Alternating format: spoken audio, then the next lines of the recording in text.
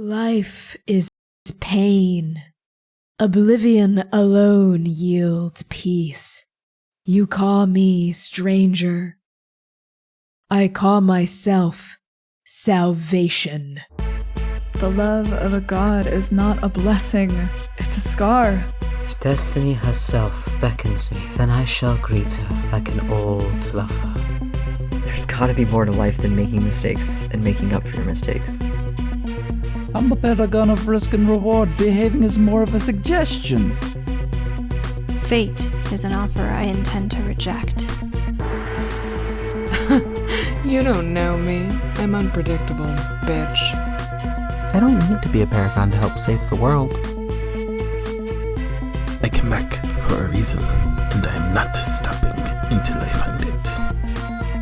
I will solve the cataclysm, and I'll solve the mystery of myself, too. 4 paragons, 4 keepers, 1 stranger. Huh. Odds are in our favor. Now let's go save Endake.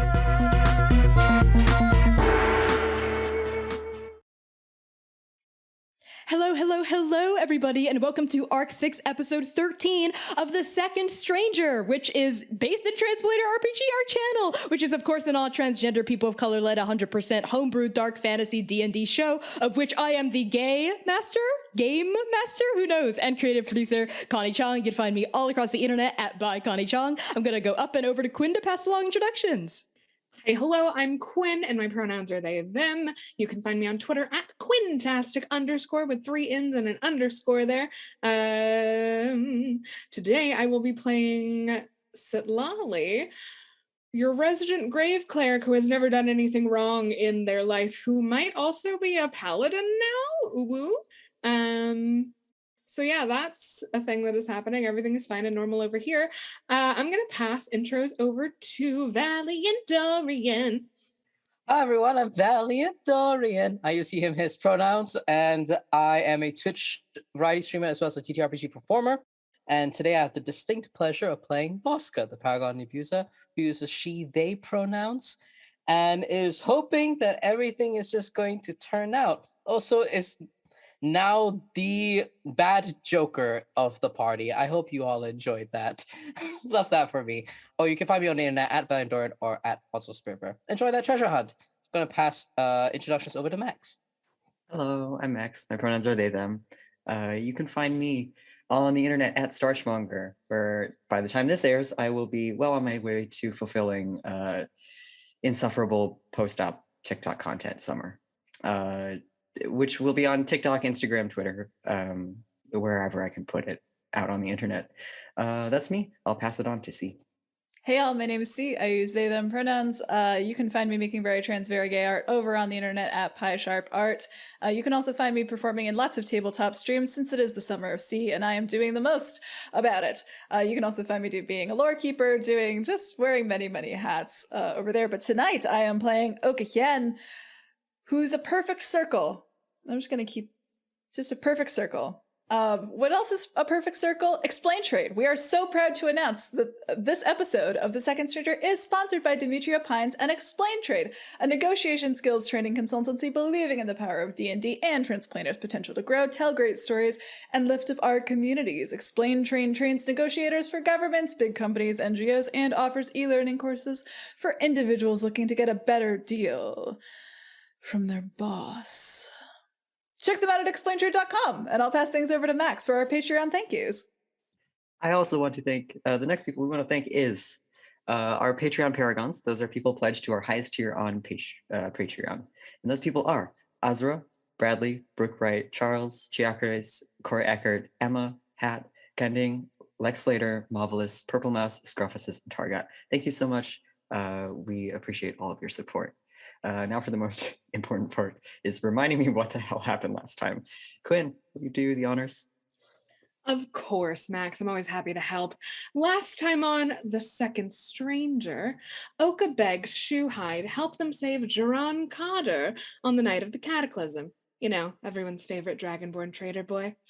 They begrudgingly agree, and Oka receives Sin, only for the God Shard to begin tearing their soul apart. It's fine. We can fix that.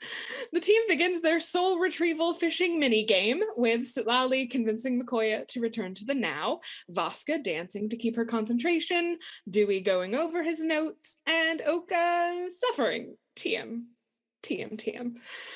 Sin helps guide Sitlali and Mikoya home, but not before Jukai reveals that an aspect of the stranger has followed them to this timeline.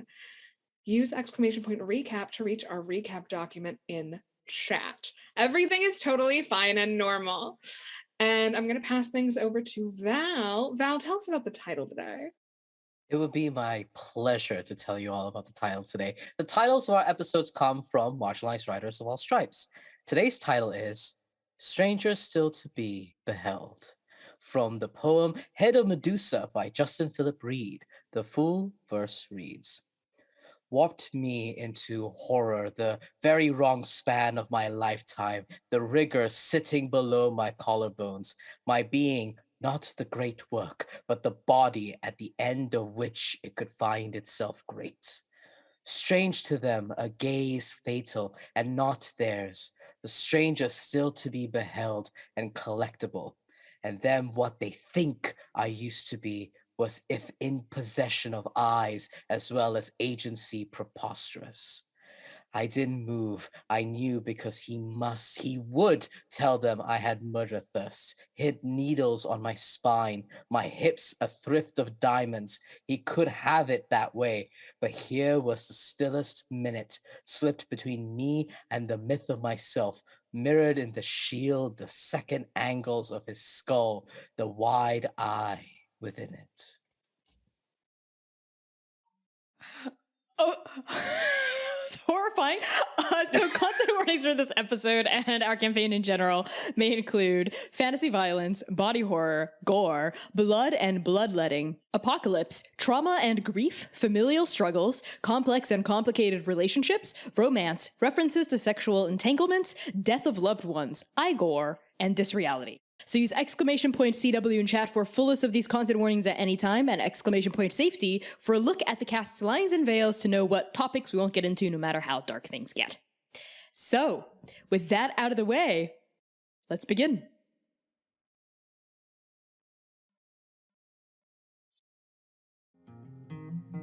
Soft and cool, the wind caresses your cheek.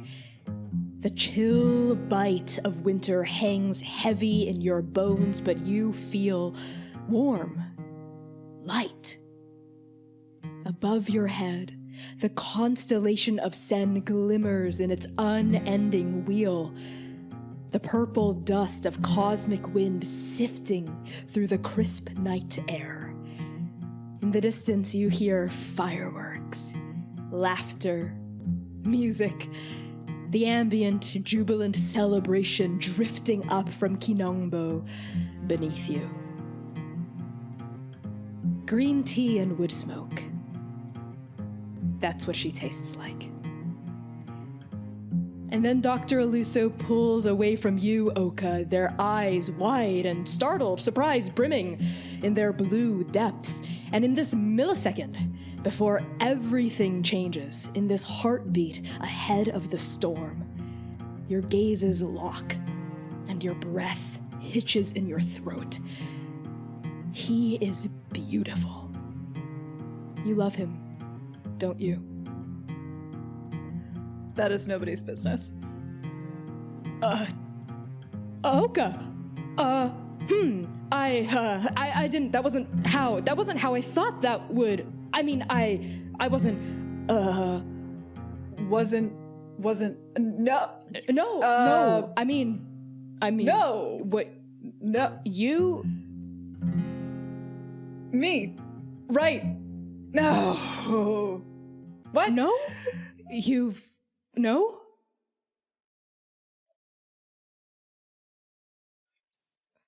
Oscar looks at Mercy. Is this normal? I've never seen Oka so flustered like this before. This is, you know what? This is ridiculous. This is painful. Excuse me. I have to interject here. Babe, no. Babe. No, I got this. Lolly. No, Just babe. watch babe, and learn. Watch please. a master mediator at work please. here. Please don't. You're a terrible Oka, mediator, and we all know it. Please. Sagu. Why are you The two doing of this you to me are specifically? clearly very smitten with each other. So I think you should Mercy, shut up! You know, yeah, they're. enough. And Shuhai Miao, the current paragon of Sen, steps forward. Their long white ponytail whipping in the wind, translucent face narrowed in focus. A winter breeze continues to howl at the top of this pagoda. We don't have time for such idle chatter, as painful as it was to see this version of myself kiss my soulmate. I have complicated feelings. I can't keep looping Adolin. The stranger, remember her? The stranger is only ever going to get stronger every time the loop occurs. And now that Mikoya and Oka are one, it's time. It's time to end the loop. Oka tries desperately to compose themselves and keep the utter mortification off of their face, as I think they just fully pivot away, just like back up, pivot, turn, not trying to show that their face is super warm, and their eyes are a little wide. Right, what comes next? 4 things will happen when I end this. 1. You'll be sent back to the beginning of the loop for the final time. When you arrive at the gates of Kinongbo, come up here immediately. I'll be waiting at the base of the tower. 2. When the cataclysm occurs, that's when the rift will open. I'll have the opportunity to go home, go back to my time. But I'll stay here and fight for as long as I'm able. The rift is only going to close when the anomaly, the temporal discontent, is eradicated, or when you are, Oka. Which brings me to the 3rd thing. The aspect of the stranger that hitched along for a ride here is gonna arrive when the cataclysm occurs. The loop has been holding it back, and now that it's ending, it will come, so let's try to beat it quickly. And finally, the 4th thing. Kinongbo will remember everything. The people of this place, they're gonna realize they were stuck in a loop, and they'll recall every single one in detail.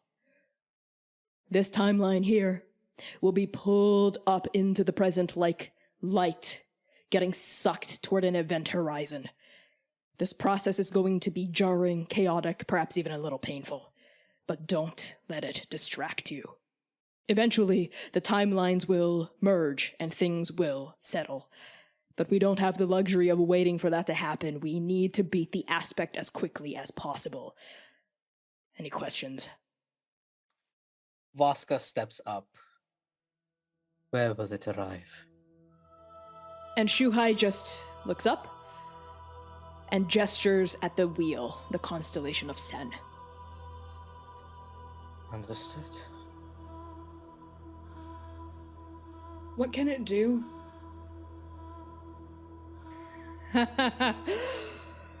Well, I was pulled mid-fight, and this aspect was only a part, I think, of the stranger's true power, so I don't know what parts of the power it will carry with it. But those eyes are dangerous. They can do things to you, hurt you, trap you, places, fling you across the battlefield. They have all sorts of different kinds of powers, and those wings protect the eyes. And Sitlali turns into the white woman doing math meme. So it floats. Yes. If this aspect is anything aesthetically similar to its full version, then it will stay in the sky. What if we fail? That's easy. Don't. We won't. We can't. So we won't. That's more like it, successor. All right. Are you ready? Then let's take it from the... An ox cart trundles up the main road. Massive wheels churning through frozen mud. A dancer twirls on a stage wearing a white fox mask. A fight breaks out on the threshold of an inn. As all of you, Mercy and Dr. Eluso included, settle back at the gates, the threshold of Kinongbo, looking up at the hill, the massive pagoda, the glittering expanse of stars dotting the endless void above your heads. It's time. I think Oka, does the thing where they stumble when they've been teleported. Why can't they just keep us there? And they unsheath Dream Hunter, give it like one twirl in their hand. So Lolly, you do the honors, please. Right, yeah. How much do we want the pagoda to be intact?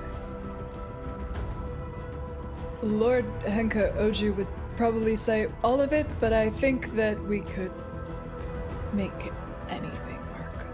Well, let's not try to intentionally destroy it. It is, the legends say it is 4,000 years old. So it is a literal piece of history here in Kinongbo. If we could try to preserve it as much as... Well, of course, saving everyone's lives and defeating the aspect takes precedent. But, let's not break it as the first thing we do, if at all possible. Voska considers.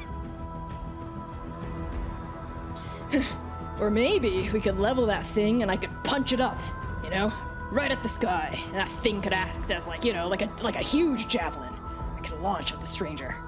You're gonna punch the entire pagoda with one fist, babe? Well, I assume I'll have help. Right, Oka? Come on, lover boy, what do you say? Shut up, Mercy. What? Do not make me sharpen Dream Hunter on you, please.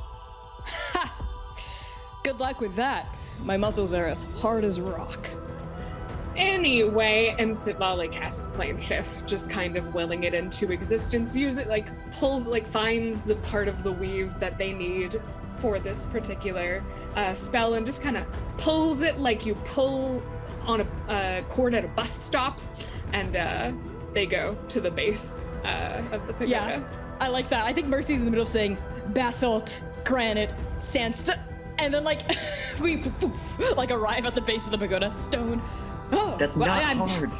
What? They're rocks. Of course they're hard. What would you know, huh? Soft. Dewey turns to Dr. Eluso and says, I'll watch out for the walls. Don't worry. Thank you, Cardew. Dewey. And yes, Dewey is right. Those are soft minerals. Okay, fine. Then they're as hard as gold. Right. Yes, of course. There you are. And Jukai strides forward, I think, their robe billowing in the wind from the bottom of the steps of the pagoda. We have a couple of hours before the cataclysm comes. Prepare all you need down here. And I think on that, I'd love to get how each of you is using this handful of hours to prepare for the upcoming fight. I think... I don't think any of my stuff needs a lot of preparation. I'm not sure where this fight is going to take us. So Dewey spends his time milling about from person to person, trying to be the battle strategist once again. He's got a scroll, a blank piece of parchment, writing down everyone's ideas on what their battle plans might be, and trying to draw arrows between them and be like, okay, so maybe you could work with Sitlali's spell here, but that only works if you're close enough, and I don't know, you seem to I don't know, okay, are you gonna fly up there? It seems... Yeah, Dewey. Are you not gonna fly? At the stranger? It's a possibility. It's number 39 on the strategy list, so... Did Galtengar really give you those super pretty speckles on your wings for you to not fly at the stranger? Wait, you think they're mechanical, Nate? There's some mechanical benefit to... I haven't tried that. I think there is a mechanical benefit, the mechanical benefit of flying. Anyways, I'll put you down for tanking hits and flying directly at the stranger. Thank you so much for your input. Dewey stares at Oka after this wing talk, this wing guidance. He did ask for it. He did ask.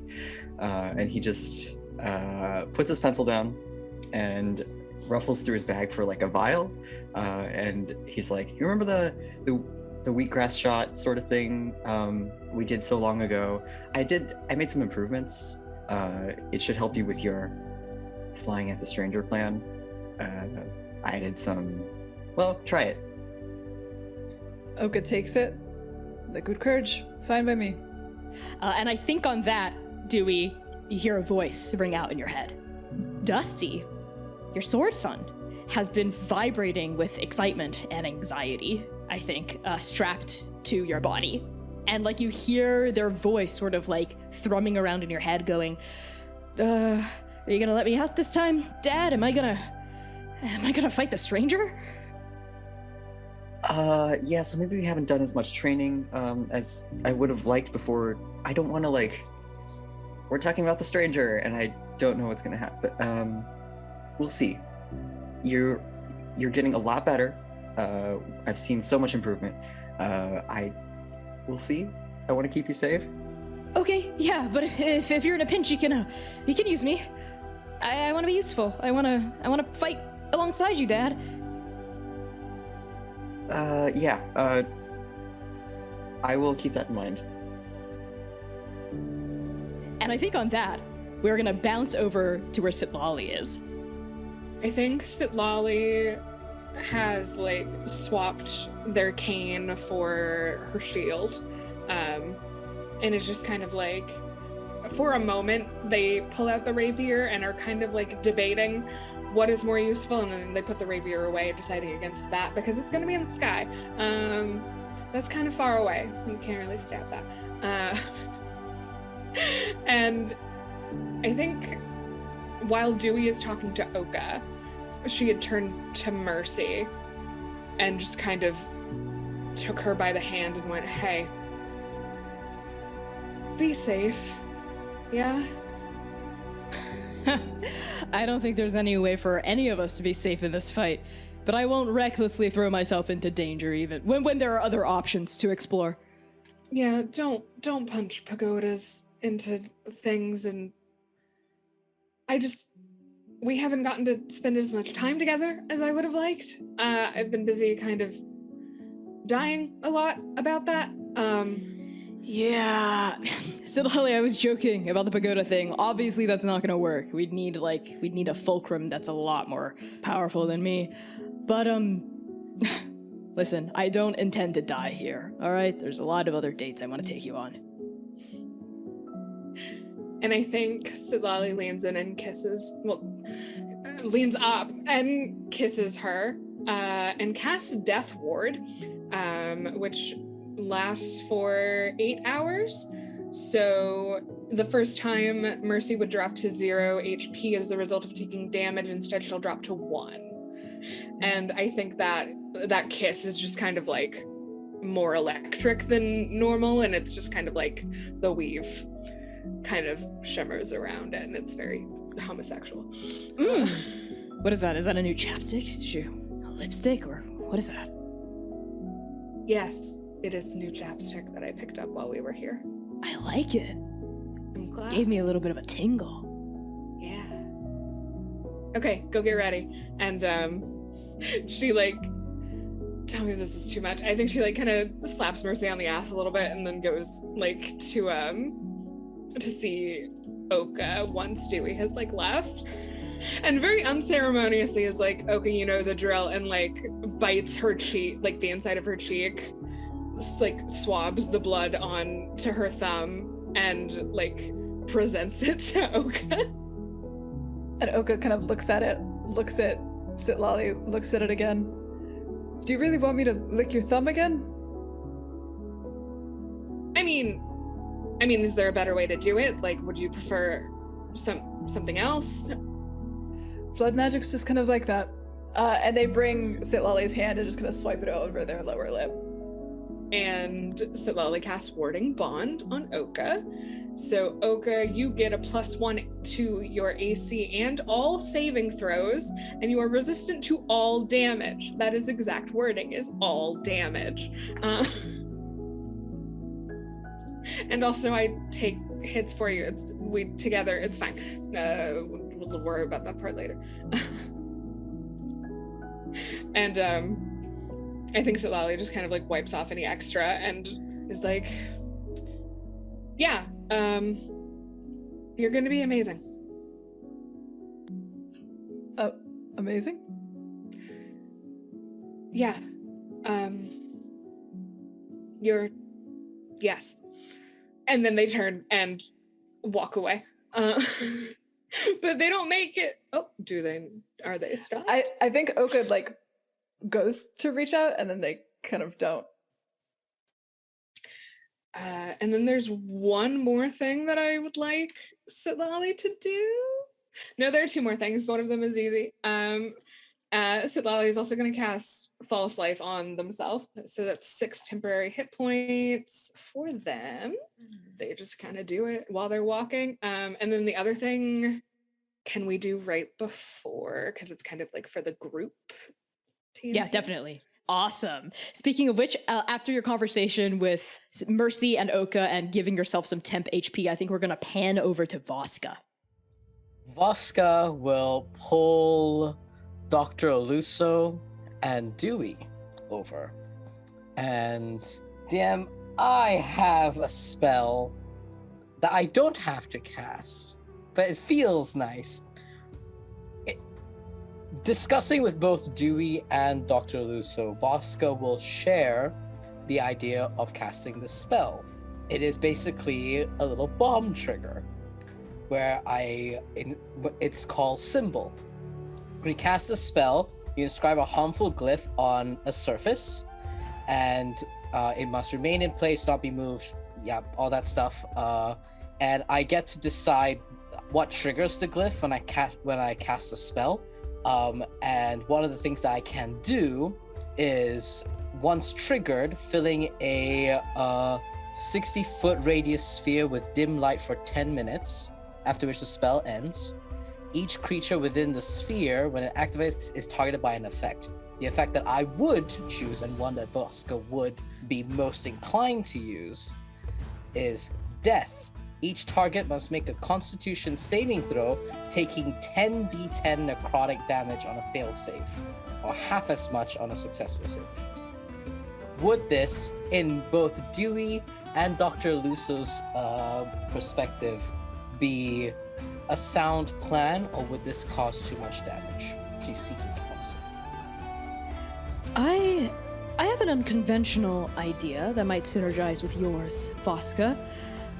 Based on Juhai's descriptions and Oka's and all the other Paragons, of course, their descriptions as well of the Paragon nightmare, of the eyes, not just Oka. Anyway, it appears that the eyes and the wings and whatnot are in the sky. I don't know if they ever come down. The only things that I think we've witnessed in these visions coming down are the monsters that bleed out of the eye sometimes. So how would you feel about, I could try to levitate an object into the sky and hold it there. And when it appears, it could trigger and explode against, I'm assuming, some eyes, if it does come in eye form. What do you think? I think that would be the most sound. What do you think, Dewey? Yeah, if I've learned anything from my talk with Oka, is that wings keep the thing up in the air. So yeah, well, it would be me, out. Not wings. Oh, you mean the wings of the stranger? Yes. Yeah, if you take them out, maybe stranger fall? Maybe stranger prone to gravity? Maybe, but somehow the idea of it falling out of the sky is somehow even more horrific to me than it being in the air. I'll do my best. I think I can get it up there. The pagoda is, 80 feet? It'll probably be above the pagoda, so another 80 feet? That's, 160? That is quite far. I don't know if I... And, Dr. Eluso was thinking of, the range of their magic here. The other alternative is for Dewey to fly up there, and for when it appears, you could throw the rock up at wherever it is and fly down, out of the 60-foot radius. I did promise to keep an eye on Oka, and I think that hauling a rock up there and then avoiding an explosion would kind of get in the way of my concentration. Sorry. No, that's totally fine. Just options. How do you think, Oka? Voska. Voska tilts her head at that and gives Dr. Eluso the warmest, kindest smile. She's enjoying all of this. And she says, I think it is a brilliant idea. It certainly frees up more space for Oka, and if it's easier for you, Doctor, we don't need to have it that high. It could just hit the lower third of the aspect, and perhaps then it would be safer for those who are on the ground and only impact the aspect and not force you to lift it up too high as well. Perfect. Sounds good. Yes, I will find a rock. And Dr. Eluso goes off to locate a large enough rock for you to put a glyph on. Excellent. The only other thing that Voska would do is weave parable and just start swinging it. And this doesn't need to confer any mechanical benefit. I just like the flavor. And it plays like the most, like, the closest to like an electric guitar riff that we can get in Endake at this particular time. Just really hype music being played through the weaving of parable. And she will, using parable, form a little illusory tale of us winning and what that would look like. And it is Silali hopping into Mercy's arms in jubilant victory. It is like Dewey is on a pedestal with the sword and looks like heroic and incredible. Literally like identical to that one hero that Voska told the story of to make you invisible that one time. It is you mimicked in that position. There is a formless couple, gender neutral, and vignettes of people holding one another and sharing a kiss. And it is also like Oka flying triumphantly with like a symbol of Sen, the wheel upon their chest as they become fully realized. And then the end is all of us stood at the height of the pagoda, looking down below Kinongo and seeing it peaceful and beautiful the day after Evelyn. Are you using Parable's mechanic, or is that mostly for flavor? Mostly for flavor, but I can roll for the mechanic. I don't see myself using this in the combat just because it's an illusory thing. So, okay, go for it. Why don't you read out what the mechanics entail? Yes, I can. Once per long rest, you may attempt to weave a tale into reality by swinging parable. Tell a story about the world you want to be true, and make a charisma performance check. On a 19 and below, the story manifests as a powerful but temporary illusion. On a 28 to 29, I choose 2 additional effects. The illusion is indistinguishable from the real thing, the illusion lasts for a long time, or the illusion is fully autonomous. On a 30 plus, an aspect of the story becomes real. We will see. What's my performance? Pretty good. That is a 10 plus 15, that's a 25. So I get to choose 2 additional, 20 to 29, I get to choose 2 additional effects. Because I want to give rights to my GM, I will pick these 2. The illusion lasts for a long time, and the illusion is fully autonomous. I love it. I think we see these ghostly mirages on the ground of visions of victory, suffusing all of your hearts with courage. And Dr. Eluso, after hauling the rock over to you and getting you to inscribe a glyph on it, sort of is looking from the image of those 2 people kissing over at Oka, at the kissing over at Oka, and like, if Oka looks over, there's like 1 or 2 times, yeah, sure. Dr. Eluso will look away, and their face, for the first time since you've met Dr. Hitsagata and Eluso, you all will see them blush. Like, their cheeks sort of go a little bit red, and they'll like look away. Oscar watches intently. This is very nice for her. She's enjoying. Beautiful, awesome. And now, last but of course certainly not least, Oka. Oka, I think, gets the talk from Dewey, right? Gets the blood from Sitlali, where they just kind of have to sit and be like, Sitlali's getting slightly better iron intake. That's weird. I feel like, I don't know why that is. Maybe it's the time loop. They like just sit and like think about that for a minute, like kind of consumed by it. And then they look up as these like ghostly mirages start coming out, and they also see the kiss, which is when I think they kind of look at Dr. Eluso and then immediately avert their gaze. Like, again, the like same kind of mortification, like one of those comic panels on the side where they're like, everything's fine, everything's fine, everything's fine. But I think what Oka is mostly doing is they are sitting with Dream Hunter like flat across their knees, just like sitting on the ground for a little bit, because it is technically a sentient weapon, and the last time that they had any kind of real engagement with it, it fucking hated them. And it doesn't hate them so much anymore, but they have a whole soul now. Makoya's back, right? So they're trying to just get in, like, bring all of those dissonant threads and like parts just kind of like back into themselves, because they also have a brand new soul. So they're just trying to like center themselves, get in touch with their magic, their weapons, like let Makoya doesn't know what blood magic feels like the way that they do. So just like playing with it a little bit, like feeling their own heartbeat, bringing it back down, right? Bringing it up, bringing it down, just practicing, like slowly practicing. And I think they get a little distracted because they kind of keep looking up at Dr. Eluso, and there's a moment where it looks like they're like gonna get up, but then Mercy comes over and starts talking to him, so they like don't, right? And then there's another moment where they also are like looking off into Kanongbo, right? Kind of at where that garden party was, thinking about their brother, also looking like they might get up and go, but no, they have to stay focused. They have to stay here. They have work to do. They have to stay focused. And I think eventually, like, Dream Hunter across their lap starts to get really hot. Like, the blade, like, almost goes red with all the runes down it. And Oka's hands are, like, still lightly resting on it. They don't seem to be burned by holding onto the blade. And I think eventually these, like, tiny flames start licking up and off the blade.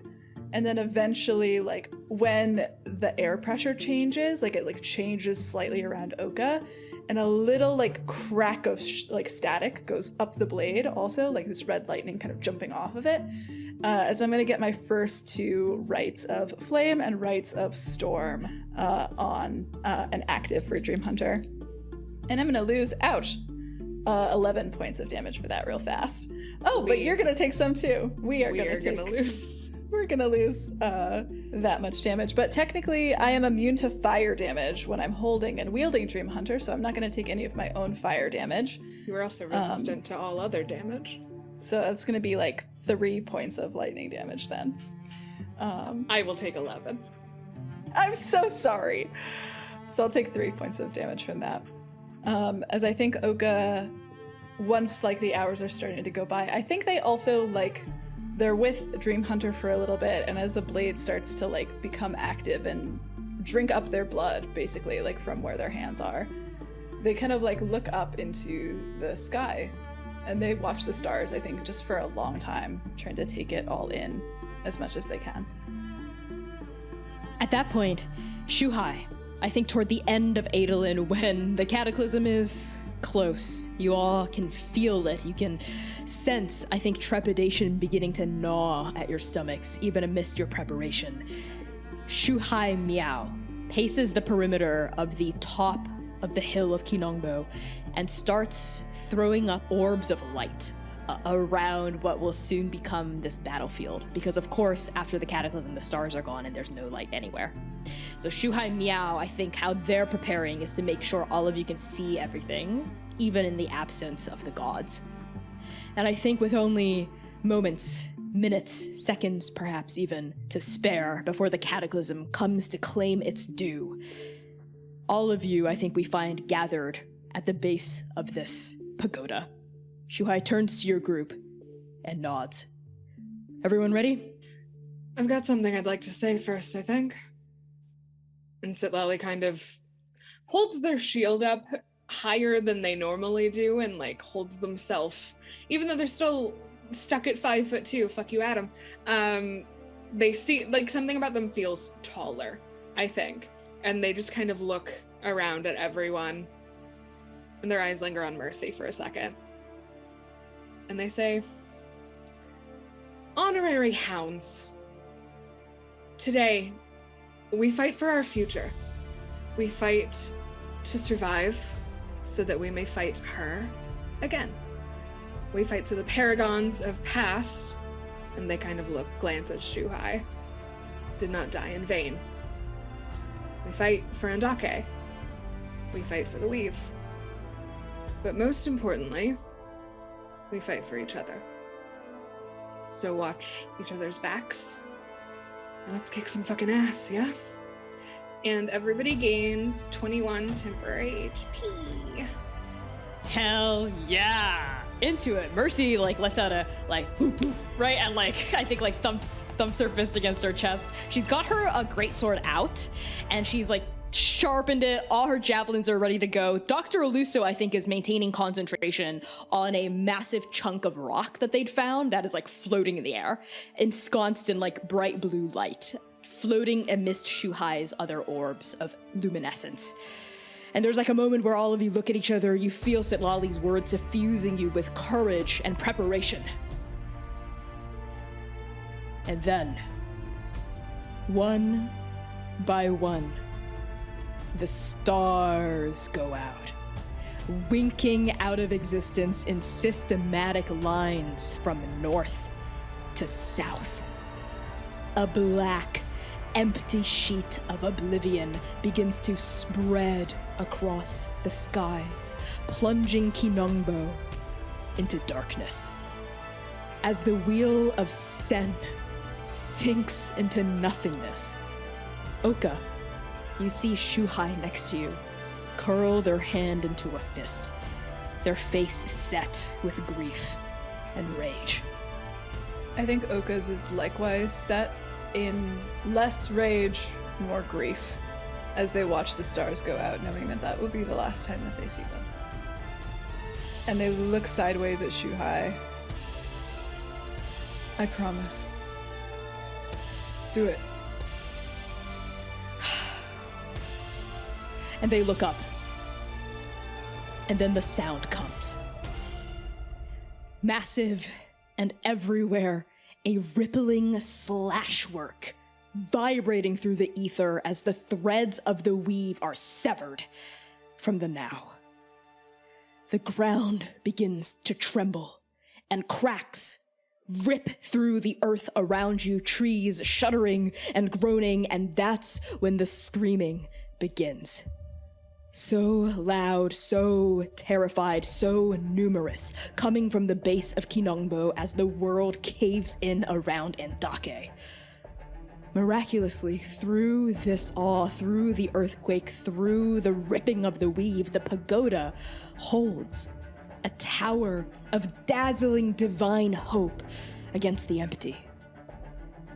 But that hope doesn't last long, as all of you feel a deep, vacuous pressure building up behind your souls. This is the farthest the Cataclysm has ever gotten here in the time loop. This is now unprecedented territory.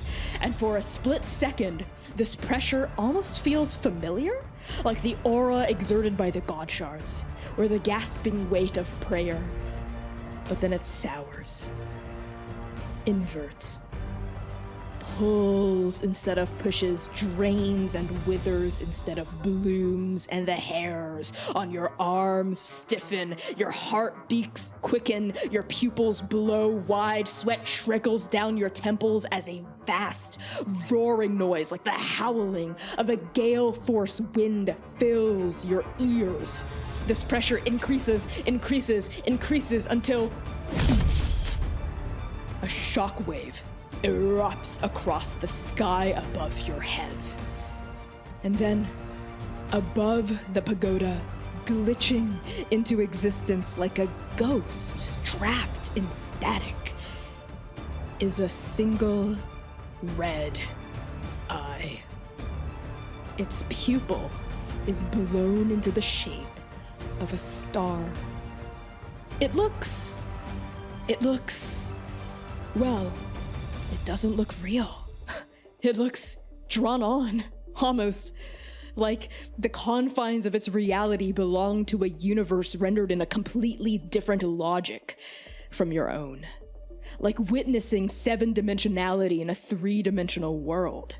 It's not an organic eye, one you might find on a beast or a monster or a person, but rather the silhouette, the suggestion of an eye, a crimson outline. Its edges are frayed, sparking, like the end of a live wire. And this star-shaped pupil twitches from east to west, north to south, until it fixes on your party at the base of the pagoda. It's massive. It's wider than the pagoda itself. You surmise, because it looks huge even from your distance, that it's at least 100 feet across. And then the eye closes, forming a smile-shaped gash of red across the horizon. And then a sensation like another shockwave as, unfurling from its eastern side and then from its western side, a pair of white, feathery, rippling wings. Their texture is soft, ethereal, real, radiating a dull, sick red light, and populating the gaps between the feathers are 4 more eyes on each side, embedding each wing. They're all smaller than the central one, 60 feet across though, and each pupil is warped into a different shape. On the western wing, you see a horizontal pupil like that of a toad's, and then a pupil in the shape of a closed crescent, and then a pupil in the shape of a teardrop, and finally a pupil in the shape of a swirl. And on the eastern wing, you see a pupil in the shape of a flame, a diamond, a bolt, and an X. And on that, the central eye opens again. And before we even roll initiative, Voska, because you had asked, because your trigger for the glyph was to go off as soon as it appeared, right? And I think Dr. Eluso had been holding it atop directly above the pagoda, so it'd be underneath where the central eye is. But before I think it triggers, Dr. Eluso cries out, "Wait! There's something wrong! Don't blow it yet!" Okay. And I need you all to roll initiative. All right. Excellent. Love this for me. 12. 16. 10. 27.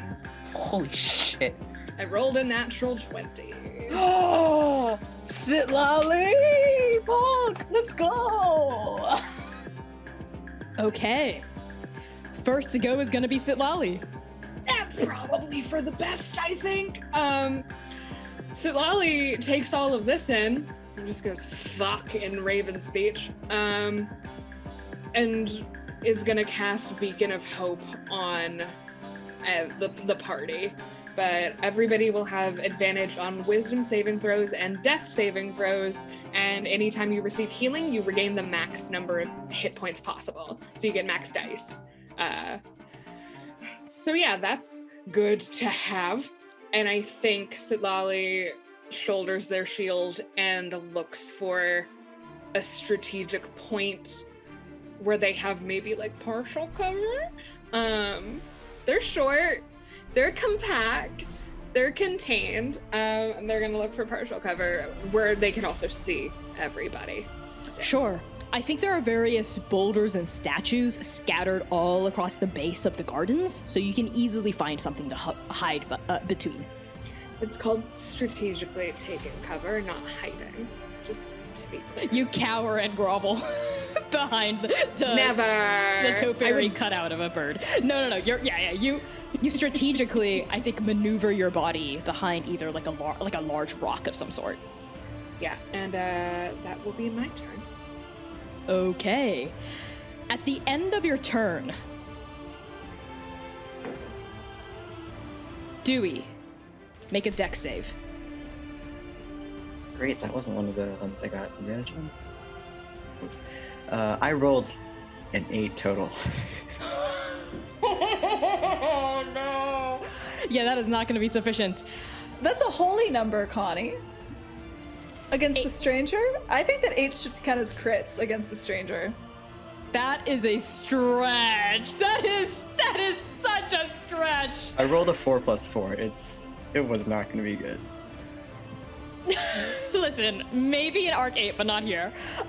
Because Arc 8 will be a holy number, but not here, not in Arc 6. So, Dewey, you and everyone else noticed that this entire time, all 9 pupils, if you count the central one as well, have been like just sort of scattering across the sky, looking in every direction, like they're taking in the now.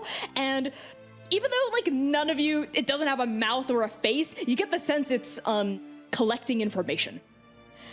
And the eye on the eastern wing, the one with the diamond pupil, is going to suddenly fix on you, Dewey. And I don't think you notice it until like you hear your sword son in your head go, "Dad, watch out!" But it's too late. A beam, a pure black beam, boom, shoots out from that diamond and slashes into you. I think it passes through your body, almost like it's not corporeal, almost like it's a lance of frigid shadow, as you take 36 points of cold damage. Cool. I have to roll to maintain concentration, I think, on Oka. Yes. I technically haven't taken the haste drink yet, I think. That's true, so you don't That's have to... true. Yeah, and drinking it would be a free action, so... Okay, you don't have to roll to maintain concentration yet. Wonderful. Cool, I just take 36 points of damage. Straight to the chest. It feels like a lance of concentrated Arctic air just passing through your soul, right? There isn't like a swirling eddy of frost that sometimes cold damage in Indake takes the form of. It's just a beam of black light that poof, penetrates through you.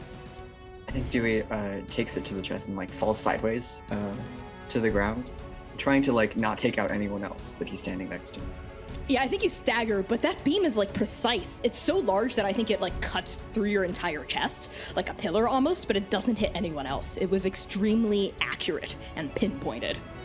So next up after that is gonna be Voska.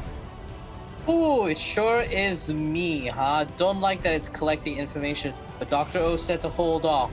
So I'll try to find a different way to hinder this thing. I will cast Bane on it at first level. So make me a charisma saving throw. Which eye are you targeting? I have to pick an eye? Okay. Okay. What are the eyes again? We've got diamond. We have there's the west wing and the east wing. On the west wing, there's the horizontal line, the closed crescent, the teardrop, the swirl. And on the east wing, there's like a flame, a diamond, a bolt, and an X. And then there's the central eye with the star pupil. We're going after the swirl. I rolled for it. With Bane, you can target 3 creatures. Oh, so I can target 3. So I'll pick the horizontal line, the flame, and the swirl. Sounds good. Yep. DC 18. 2 of them fail, 1 of them saves. So I'll have you pick which one saves. Let's say the flame one saves. Sounds good. How does Bane work? When you make an attack roll or saving throw before the spell ends, you must roll a d4 and subtract the number. It is a concentration, so I'll have to concentrate on this. And I will now use my bonus action to give Bardic Inspiration over to Oka.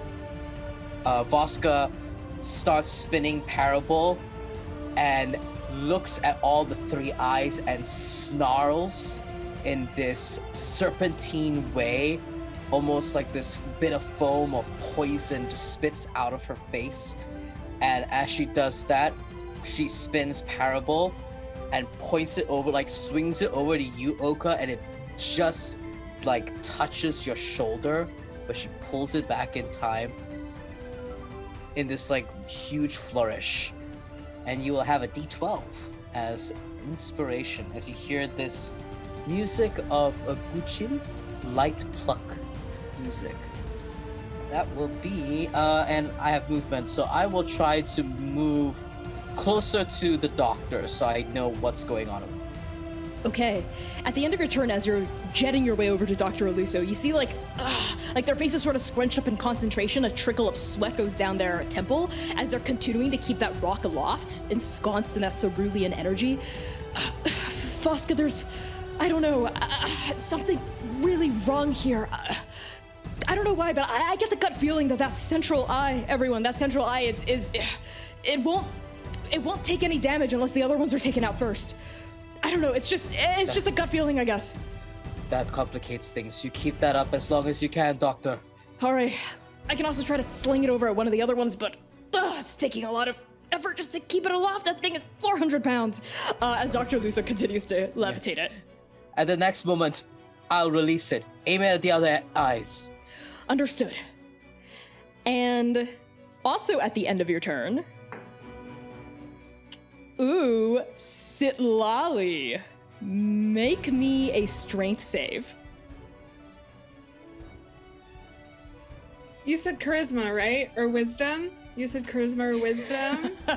You said charisma or wisdom? Strength, I think, as all the eyes continue to absorb this information, and almost like they stop looking around at Kinongbo, and you notice that the majority of the eyes begin to just start looking at your party, like looking at your bodies up and down, lingering on the weapons and items on your bodies, and like the various kinds of magic coursing around you. You get the sense they're like analyzing each of you.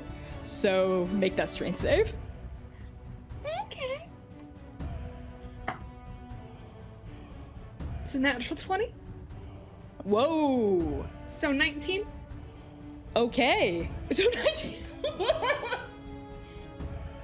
Not the two nat 20s, but one of them has a -1. Oh. Oh, that is tragic. Sitlali, that is tragic. You miss it by 1. Can I use my flash of genius because I just got shot in the chest by one of these eyes? Yes, you can. I watch as it as one of these eyes does the same thing I just saw it do, the same thing I just didn't see it do because it hit me in the chest, and I yell over to Sitlali. I just go, Sitlali, duck, and you get a plus 5 to your roll. That is sufficient. Okay, so what that means is this happens.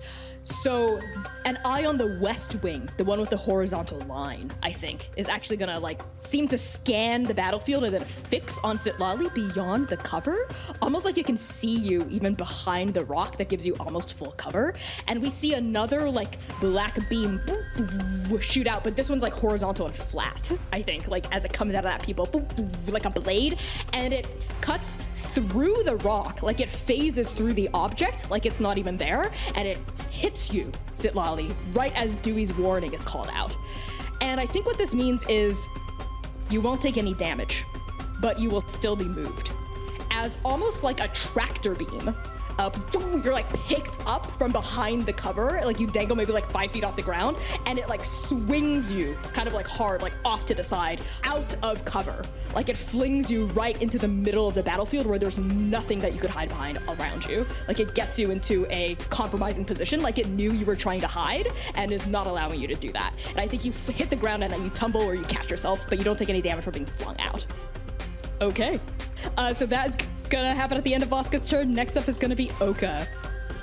Ooh, baby, I'm so glad I charted this out. Oka, when this all happens, they, I think, are still staring up into the sky, and they hear Dr. Eluso, and they are also just kind of looking rapidly, all four, their 4 sets of eyes, going, trying to map this out. Is this familiar? Is this, can they map this to their dreams? But their dreams are so hard, they are not a good dream prophet. And there's all of this information that they're just trying to feel in their body. As I think their hand just unconsciously moves to their hip, uncorks that potion that Dewey gave them. They bring it to their lips, mutter liquid courage, down it real fast to get hasted, baby. And I think that tether is when Dewey gets hit back right? And Oka kind of like feels it as Dewey like goes and reels as they like start to connect to each other. But then their wings just tear right out of their back. So I'll use my first action to get my Radiant Soul active, as I think like almost in a reaction to its wings unfurling, Oka's like, I could do that too. And the wings like tear out of their back as well. And they just look kind of sideways at Dr. Eluso, who I think like Voska is up with them now, like concentrating on the rock. And Oka goes just one big nod and they go up, up, up, up. And they just go wild. And they draw like their sword up and off their side. And this almost like these bone shards, right, that were in their pocket also begin to come up and almost like wrap around the blade as they get their third and final Crimson Right active as a bonus action, which is going to be Right of the Dead. So they get that active right away as they go up, up, up. And with that haste, I get a second action.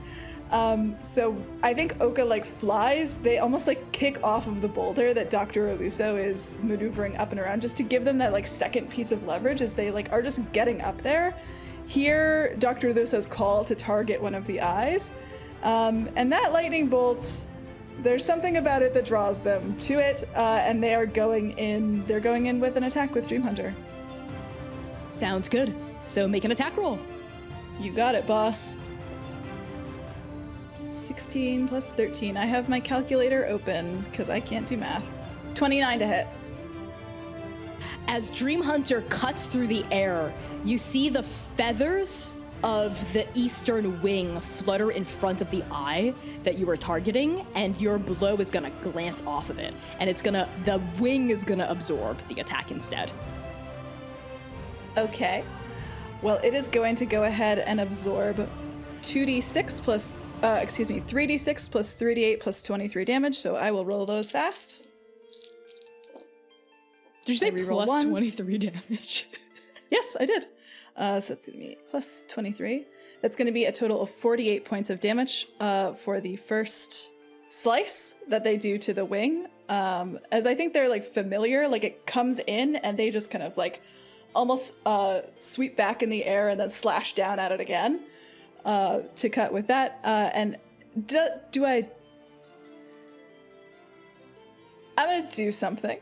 This is not a reaction, this is just my free action when it takes damage. As Oka just is thinking in overdrive, and they are gonna try to connect with it. They're gonna get their brand of castigation active. Okay. As Dream Hunter, roiling with flame and lightning and this simmering necrotic energy, explodes against these massive feathers that fold themselves over this eye, it's almost like you're a speck attacking a giant, right? These eyes are like 60 feet across, and each feather is like the size of a massive pillar that comes to fold and protect in front of this cartoon-like eye almost. And poof, there's like a shockwave, like two titans exploding and colliding against each other as your blade shatters against this feather, and you see cracks appear on the feathers in a way that actual bird feathers don't. Like almost like the feathers are made of crystal or glass, like cracks spiderweb across it. And there's a moment where a part of you is like, huh, so this thing can bleed, right? And you, I think, even see red and black blood leach out from between the hairline fractures of the feathers, and you reach in through that point of connection with your brand of castigation. So how does that work? My brand of castigation, when I damage with my Crimson Right, I will add that brand at no action cost. And whenever this creature, I don't know if this is the wings or this aspect of it, how much is connected to it, but whenever it damages us, it will also take 10 points of psychic damage every time it does damage on any one of my allies. And I always know what direction it's in. I could technically scry on it if I wanted to. Not that I have to, it's right here.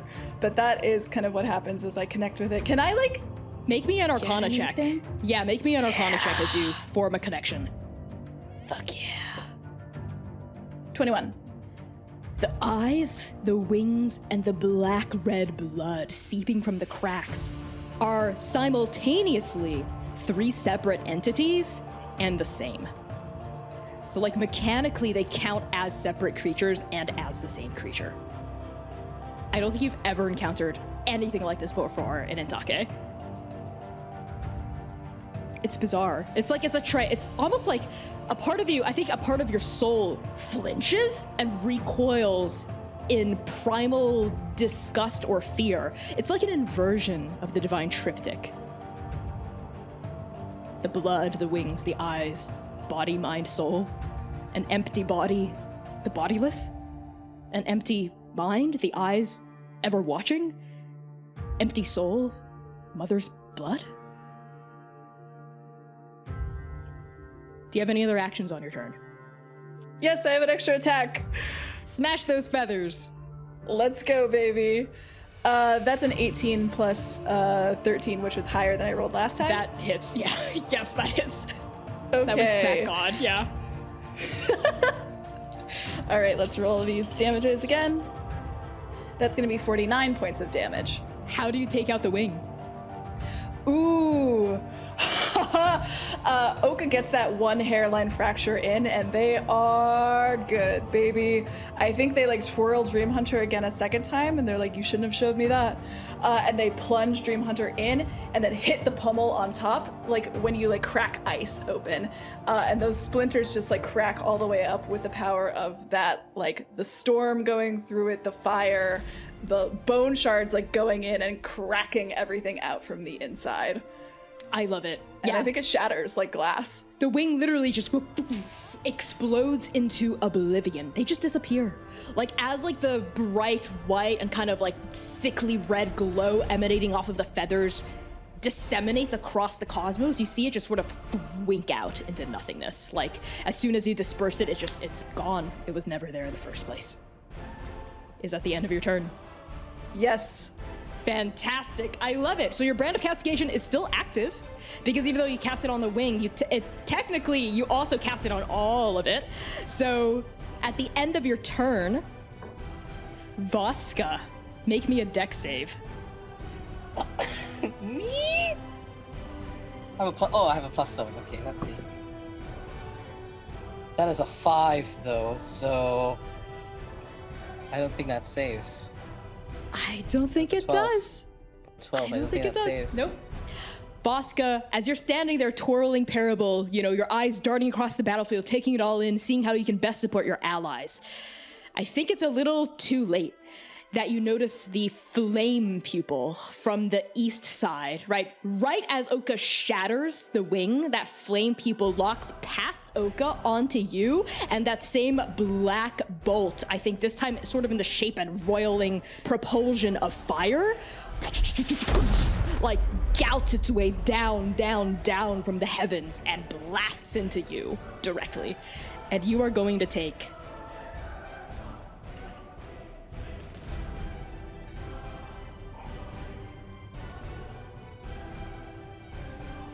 Oh, that's not so bad. That's not so bad at all. 40 points of fire damage. Yeah, baby! I think Voska screams because fire is opposite to ice, and it like sears her in a way that she hasn't really felt this kind of like polar opposite elemental interaction in a long time. And screams and kind of like tumbles onto the ground. Bits of her clothing singed and her perfectly coiffed hair probably covered in soot. Yeah, maybe like dangling a bit, like a few strands dangling in your eyes. I think so. We see like soot, also like fire wafting up out of your her body. Scales are charred, yeah. Yeah, and I think you hear Mercy go, Voska, right, cry out from across the battlefield. She holds a hand up and like trying to stable herself onto Parable and slowly gets up. I really like that, yeah. That hurts. That hurt. That hurt. And now we're gonna go to Dewey. Dewey gets up and sees Voska take this hit and rushes to her side and is going to take Sword Sun and give it a reassuring pat on the flying sword part on the hilt, and then I'm just gonna have Sword Sun fly towards it, and I go like, I'll be there in a minute. And then I'm going to cast Cure Wounds, bandage Vaska up a little bit. So that's max heal, though, right? Max 'Cause of healing, Beacon yes. of Hope. Yep. So that's 2d8, 16 plus 10, 26 points of healing. Nice. Thank you for my life. Back Yeah, up lose to her Voska. full. Voska kind of like nods at you, and as she does so, you see her begin to swing Parabol. She's about to do something. And on her. Okay. Is that the end of your turn, Dewey? Yeah, Dewey bandages Vaska up, and then he's reaching into Forge, his god jar, his paragon weapon, for supplies, and he bandages Vaska up, but then keeps rummaging, and it looks like he's looking for something, but he's done patching you up. But that's it. Fantastic. At the end of your turn, Sitlali, make me an intelligence saving throw. Leave the cleric alone. 22. That does save. Okay, so on the west side of the Aspect's central eye, with the wings still intact, you see the eye with the swirling pupil sort of roam its iris all over the battlefield before it comes to a wobbling stop directly above you, looking down at you. You get the sense that you're being watched, right? And you look up just in time to see a blast, I think, of thin black light shoot out from that swirl and start to ensconce you. But you're able to, I think, it's not a dex save, so you are able to take it, right? And you sort of steel your mind against what feels like a psychic attack. It's you feel some sort of void magic peeling and flinging and throwing itself against the confines of your soul. But I think it's the weave, the remnants of the weave, the strength of your oath that rears up and curls up and forms a stalwart wall around your consciousness, preventing you from taking any damage from this. But the force of this thing's void swirl does, I think, scramble the mind a little bit. There's a moment where you look around, you sort of see everything start to blur, a little bit, almost like you're looking through a foggy window. It's a bit of a confusion, scramble sort of situation, almost like a mind fog. And I think what that means is the next save you make will be at disadvantage, as opposed to taking a ton of damage and something worse. Okay, so that's that. And next up is going to be Jukai. Jukai, baby! So Jukai, we could use a Tarask, babes. We could use it you got another one? Are you gonna shout that down at Jukai? Because I have a witty reply if you do. Hell yeah. You got any more Tarasks in that fucking thing? I'll do you one better. And Jukai cracks their neck in either direction, and you see them take a deep breath and blow out. And as on the exhale, we see swirling into existence Sen's presence across their chest, like a whirling disc of incandescent color, of prism, like light just swirling within their soul. And as it swirls, we see the swirl begin to sort of take over their entire body, painting them into a kind of void, starry silhouette of themselves. Not void like the stranger, but void like the stars. And you see little pinpricks of light glowing within the depths of their skin as the swirling takes over their face and removes their features, right? And ribbons down their spine, down their hair. So all of them is the swirling blackness. And then, Oka, you see wings sprout from their back. A perfect replica of your wings, except that they're a kind of dark obsidian crystal, opaline wing, right? And there's one beat, two beats, and they pick up off the ground. As their form seems to expand a little bit, they get bigger, and they reach into their body and pull out a glowing, radiant, divine greatsword from the depths of their body. And Oka, I want you to make me an intuition check. So that's gonna be insight. I was a who check? Really just me, but cooler? Rude. 16? something about this form of Jukai, you see like their ponytail, I think, get even longer and turn almost into like a braided whip down their back. And there's something about this form that feels deeply familiar. In the same way that Jukai felt familiar because you were literally their reincarnation and they were your former paragon. But something about this form is it's similar. This isn't you or Jukai, this is something else, but they are connected to you. With a 16, you don't know anything else. They flap their wings up to, I think, the western side. They throw back that greatsword and they slam it down against one of the eyes, let's say the swirling eye that tried to get Sitlali. And just like with you, those feathers close over the eye, but they don't seem to care, and they smash that sword against it for 50 points of damage. Just like a massive explosion. A massive explosion of radiance crackles across the feathers, and you see it begin to bleed, but before the blood can even start trickling down its quills, another slash for 52 points of damage, and that thing is done. That wing has exploded. It no longer has either of its wings. It is gone. It just ricochets and splinters into nothingness. I think Oka kind of takes a moment and looks and is like, how is that better than a Tarask? Because this whelp, and Juhai's voice is kind of like distorted, like it's coming down from like a very long tunnel, and it almost like sings with various voices layered over it, almost like a choir as they speak to you. Because this is the form of a true angel, our ancestor.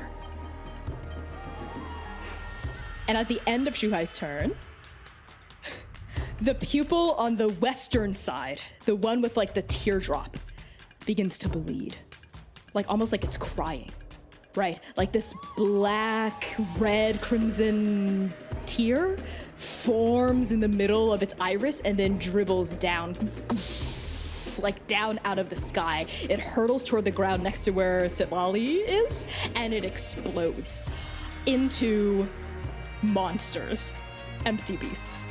To be specific, the monsters that form are 4 chicken boys and 1 chicken leader. Yeah.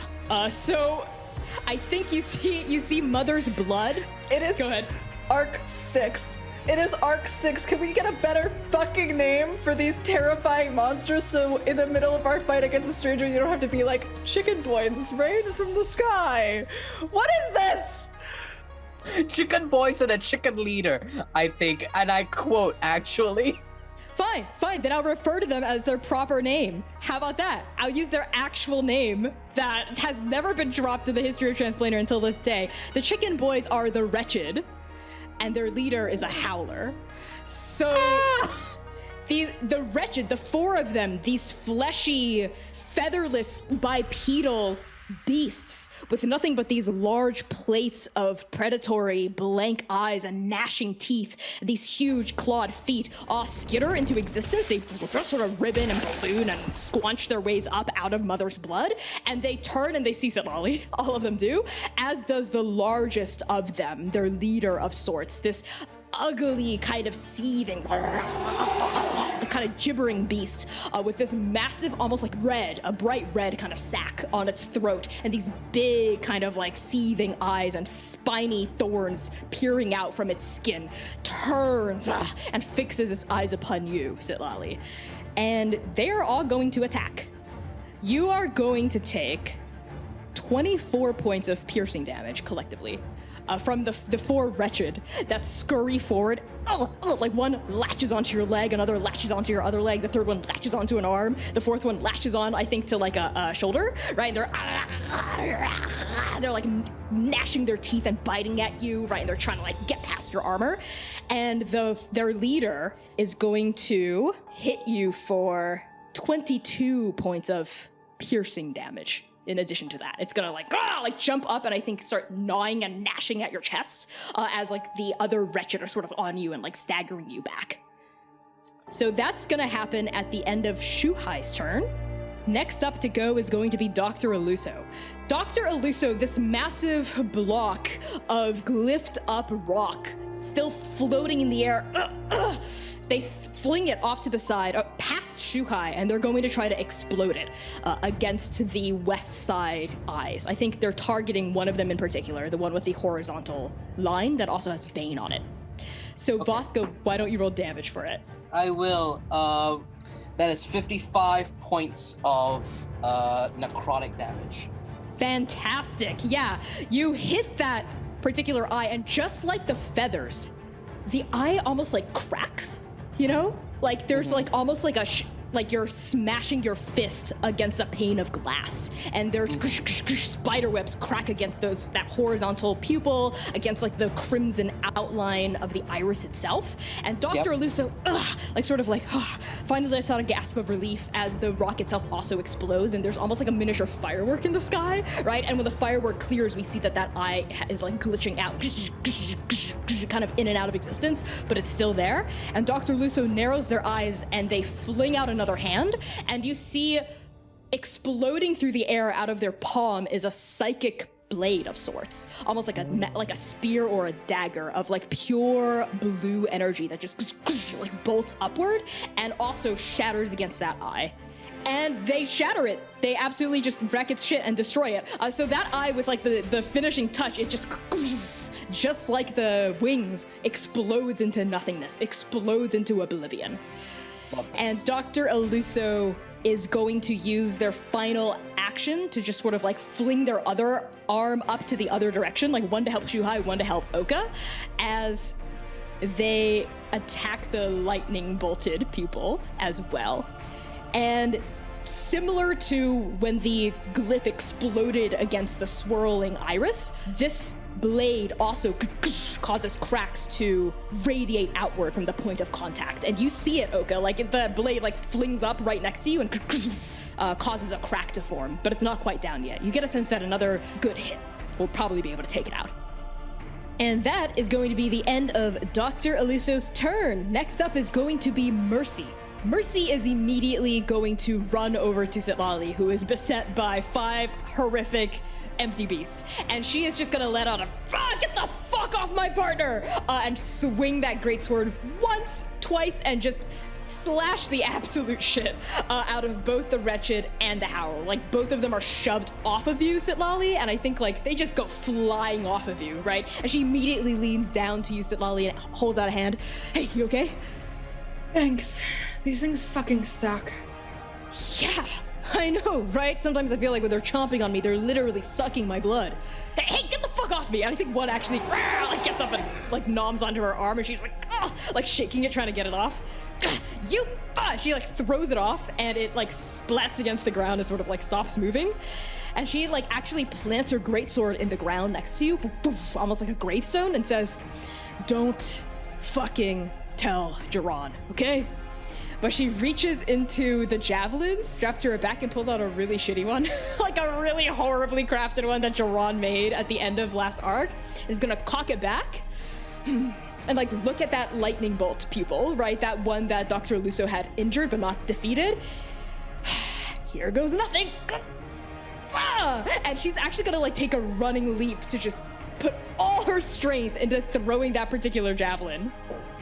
And it strikes true against it's on the far boundaries of where it could hit, and we see its ugly little form just like whittling and spiraling through the air, and it beep like a toothpick just clinks against. I think it just clinks against the eye, and there's like a moment where it just sort of falls through the sky, and like nothing happens, and Mercy's like, come on, and then we see spider webs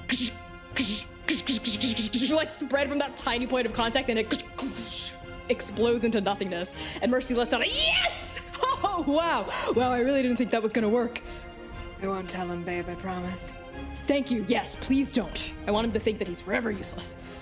And at the end of Mercy's turn, 3 of the surviving chicken boys are gonna turn and like get on her as well. She's gonna let out like, hey, get the fuck, and she's like shaking like her leg, her 2 arms, and the Howler's gonna like shake its head and also like leap up upon Mercy and try to attack her. But she's like fending it off. She like rips her sword off the ground and starts like batting away, like protecting you from their assaults. I think she's like forming a literal meat shield for you. And now, the turn we've all been waiting for. The aspect is gonna go. So,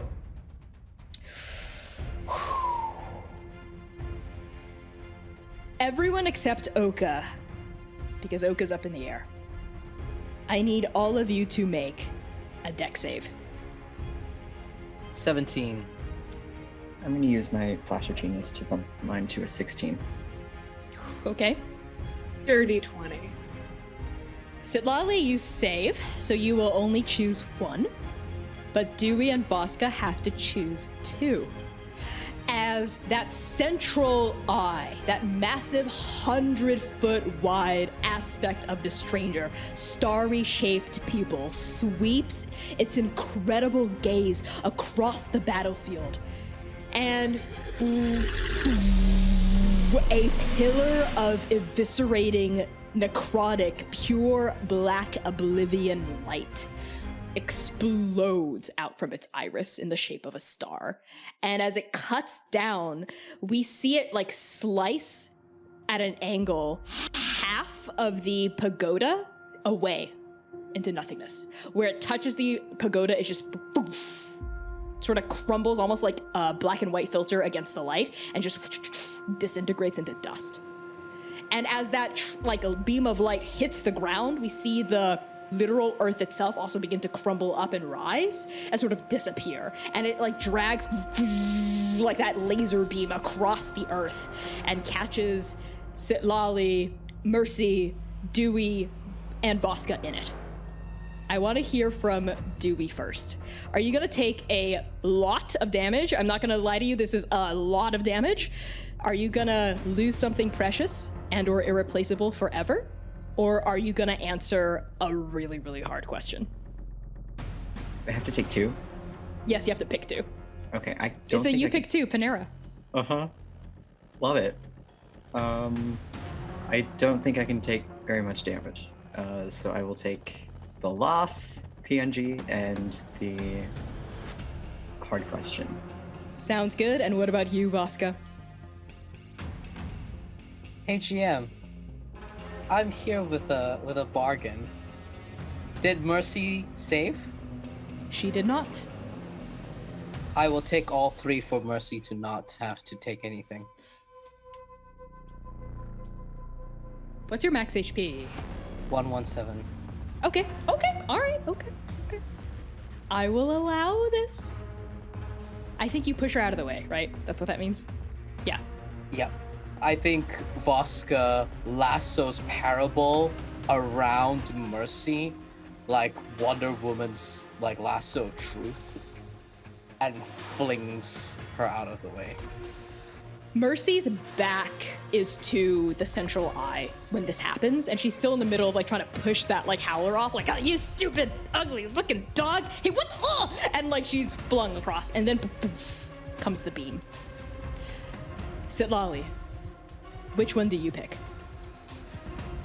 Hard question. Okay. Let's do the easy part first, which is the damage. So, Voska, you are going to take 85 points of force damage. Okay. Straight to the face. Yep. As that beam passes over you, it's like the world disappears as the light covers you. And it's like your body, you look at your hands and it's in black and white. You are like not rendered in color anymore. As this black beam comes over you, it's just like you're cast in a grayscale filter. And like you see parts of your like body start to turn into dust, like lift off of your skin and start to disintegrate, but you're like you're taking it, right? And the only thing that is still in color is Parable on your body. That's the only thing. As we zoom in on your face, we see that like one of your eyes is, blackened out and the other one is still that bright white. Right? Yeah. Like, so those are the only things that can withstand this ray and come out, unscathed in some way, shape, or form. Now let's get on to losing something precious and or irreplaceable. Voska, what do you lose? I lose the Zither, the Gujin, as it just shatters. It is made out of this dark wood, this like cherry wood. It like matched the black strings, and in fact I'll give you a bonus. The black strings that Voska has strapped to her waist also disintegrate and shatter. The last things Atalanta touched. As it shatters and disintegrates into oblivion, forming little bits of ash that she desperately tries to catch as her eyes widen and tries to catch it, and it slips through her fingers. Jesus fuck. Okay, yeah, so... Yep, I chose this. It's almost like as the Gutian withers into nothingness, the strings as well, it's like you see just a form of like Atalanta's silhouette, like flashing in front of your eyes, impaled upon that trident against her throne, and that too is blasted away by that pure, incinerating black light. Sitlali, you also chose that option, right? Or did you choose the hard question? Both you and Dewey chose the hard question, right? So, both of you have to answer for me. Who or what do I witness getting obliterated by this ray? You said witness. Does that mean it happens? That's such an interesting semantic question. Not necessarily. Do they have to be alive? No. Lonely.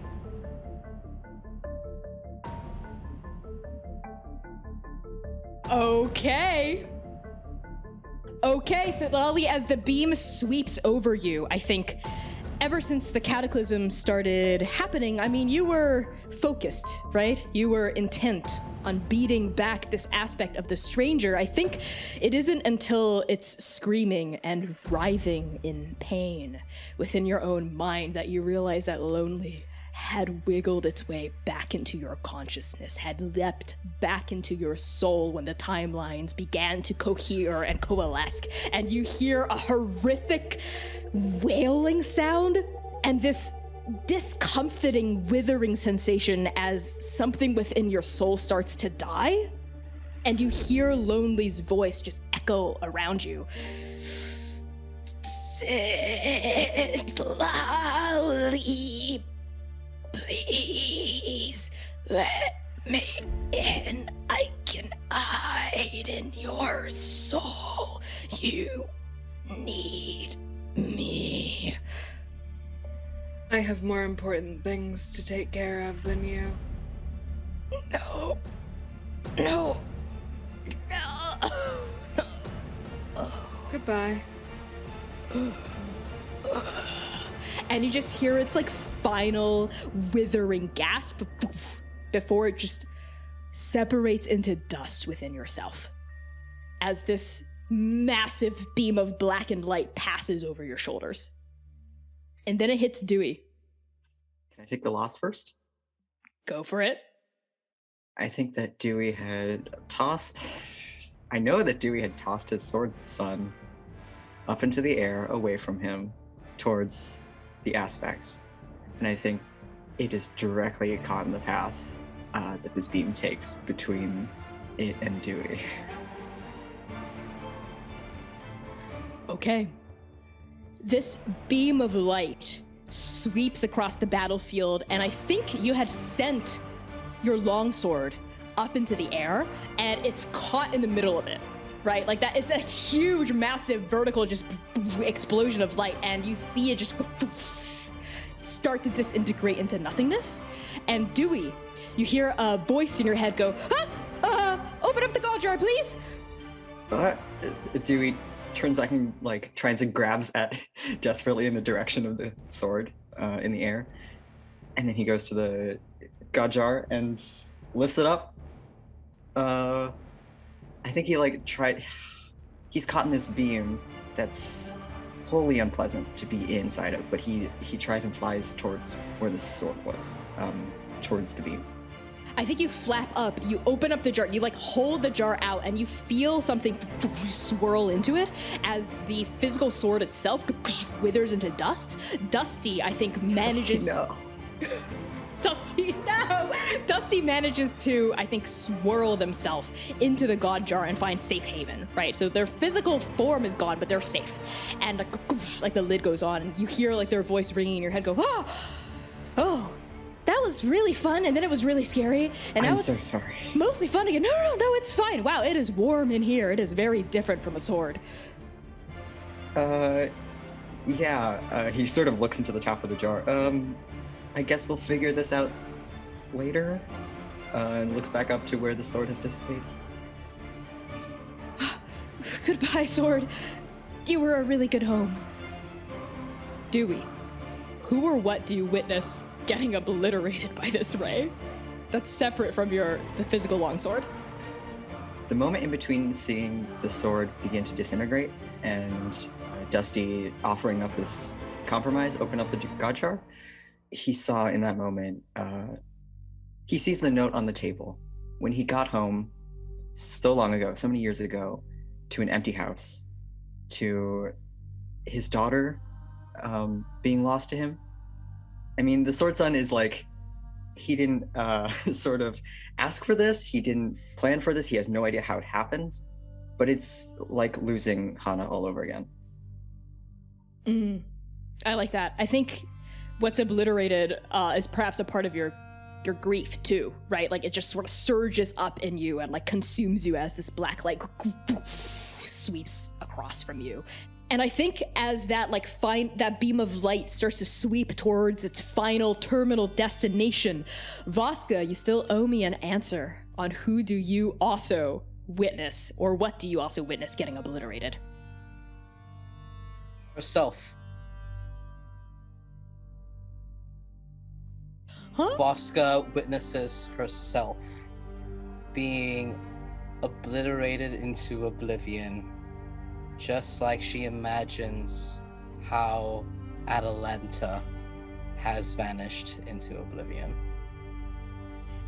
If I may,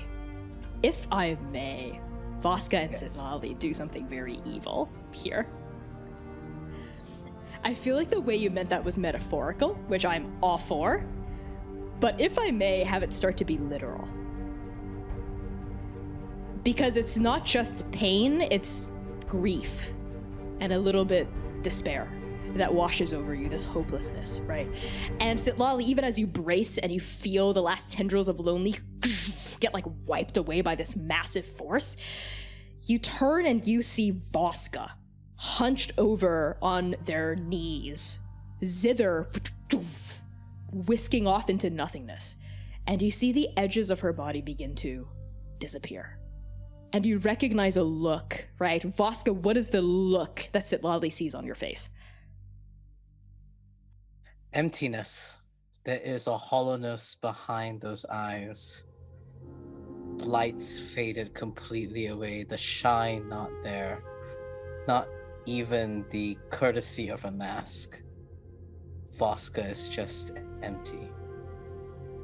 And Sitlali, I think in this moment, as the one who saved, the resident person who saved, you get a chance to try to reach out to Voska in some way, shape, or form. I think using your words at first, because I have something planned. I think Sitlali locks eyes with Voska and yells, "She wouldn't want you to go like this. This is not where you die." And Sitlali, you hear these words thrum out of your throat. But then when we pan back to Voska, you don't hear anything at all. It's just the roar of oblivion surging around you, right? This emptiness, this hollowness, this nothing is what you're giving into here. Like Sitlali's words can't reach you. It was like drawn. It's like you now. And Sitlali, I think you realize that, right? You realize that Voska isn't hearing you, even as you shout above the roar of this disintegrating, obliterating ray. And that is when you hear a familiar voice in your head. A voice that led you back to the now. A voice that told you not to look back. Perk up and go. Well, that's not good. We want to get through to her, don't we? Yes. I can help you with that. But it's your choice. What about it, Sitlali? I like you. I think you're a good one. You want to be my keeper?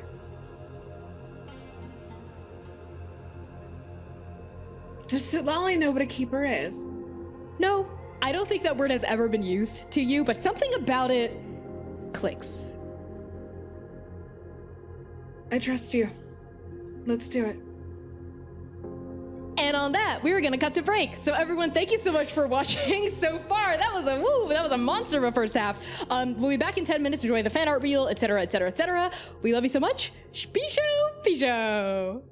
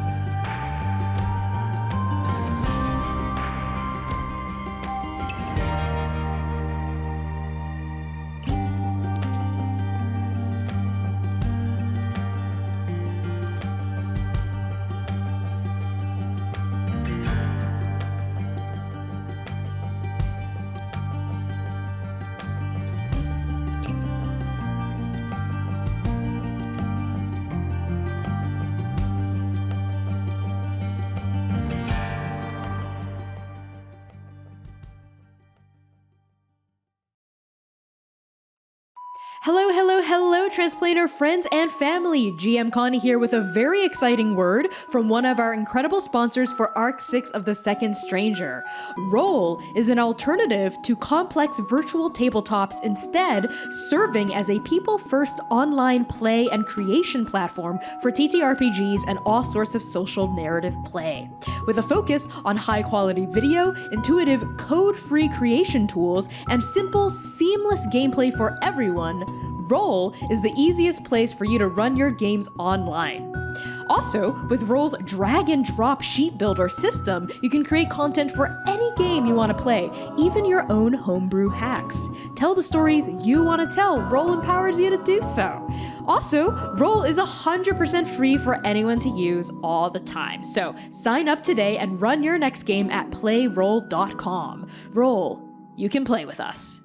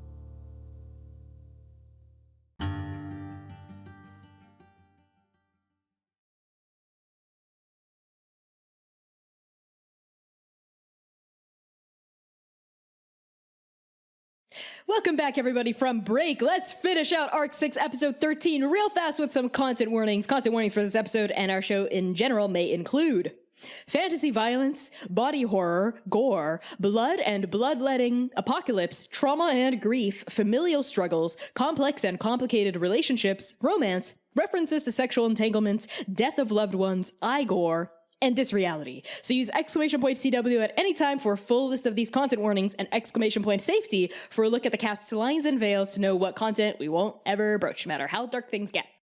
So, with that out of the way, let's hop right back into the session. Sitlali, when you accept Sen's offer to become their keeper, what changes? The first thing that happens is that now invisible bite mark from where Adam took something very precious to them kind of opens back up, and that empty magic, that oblivion, just kind of, it's gone. Kind of like smoke, just kind of drifts off and out. And there's a surge of something very familiar that takes its place. As their changeling magic floods back in to replace what had been blocking it, what had been stolen from her. And I think there's a gasp. There is I think for Sitlali, time has kind of stopped in this moment.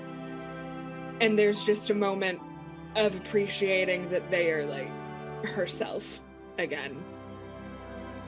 And then I think from the same place, kind of the way alcohol ink looks against glass, shining, glittering, ghostly, a star map of Vendake starts to pour itself over her skin, shifting like the cataclysm never happened, like none of this has happened before the stranger, before all of this. And in that surge, that sort of inkiness extends back past their shoulders, out into the air behind them, into angel wings? No. Butterfly wings? No. Raven wings. Translucent and shimmering, half black feathers, half ghostly pastel feathers, just kind of like smatters that seem to shift and phase into one another. That is what it looks like. Hell fucking yeah! As these pastel shimmering translucent raven wings furl out from behind you, and you feel Sen's magic surging through you, invigorating you. You hear their voice go, "All right, once again, with feeling." And I think they stand for this. I think they finally have, as time kind of starts to move for them again, I think Sitlali stands and holds out a hand, and these wings flare behind her. And she yells, "Voska, this is not what she would have wanted for you. This is not where you die." And I think your voice cuts through, and the lights and the glazed over fog behind the eyes dissipates. And Voska looks up, looking for you amidst oblivion, and sees you, and she kind of just, your name falls out of her mouth. Sitlali? Get up, Voska. Fight's not over. And I think that's when the photo negative finally begins to dissipate from Voska as color returns, her white hair shines once more, her beautiful dark brown skin and golden scales reemerge. And as soon as it dissipates, Parable is singing again. There's this tug of gutin strings that whistle from it. And she looks up at you. You're right. This fight's not over. And she stands up. Voska rises and swings Parabol. Yeah, awesome. Yeah, fuck yeah. Okay, as on the ground, all of you start to recollect yourselves. This final gasp of the ray peters up into the air and flickers once, flickers twice, and sort of seems to end. But Oka, up in the sky with that central eye to your west and these other constellation of eyes to your right, I'm gonna need you to make me a dex save. 25. Okay, you will take half damage then. So half damage is going to be 20 points of fire. I am immune to fire damage completely. Okay, yeah, all right, then that doesn't matter. As I think that flame pupil flickers and shoots forward at you, and maybe you even just take it, right? As that like black fire, those black flames ensconce your body, but they roll harmlessly off of your armor. And you are going to take also 25, that's half, points of cold damage. I am also immune to cold damage. I think because it's Dream Hunter. When I wield Dream Hunter, I am fully immune to fire and cold damage. You did this, Connie. You gave this to me, by the way. As I think Oka uses Dream Hunter to like deflect both of those, like as it comes at them. Okay, and the lightning one is shattered. Okay, so coming from the western side, that closed crescent pupil that we haven't seen activate yet shoots out this like sort of inverted smile, right? Inverted like horizon of just black energy right at you. And you're gonna take 20 points of psychic damage.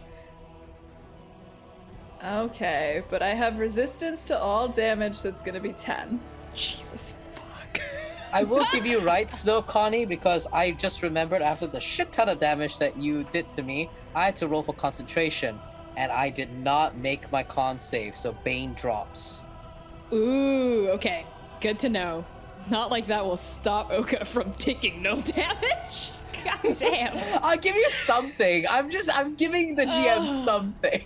Thank you for a little bit of a dub for me. Okay, that's 10 total points of psychic damage, and the final ray, which is the one I'm most excited about, comes from the X pupil. We see that cross beam of pure obliterating black light shoot out and hit you. For halved is going to be 40 points of force damage, which is going to be 20 if you have immunity to all damage. You know what I mean. Jesus fuck. All right.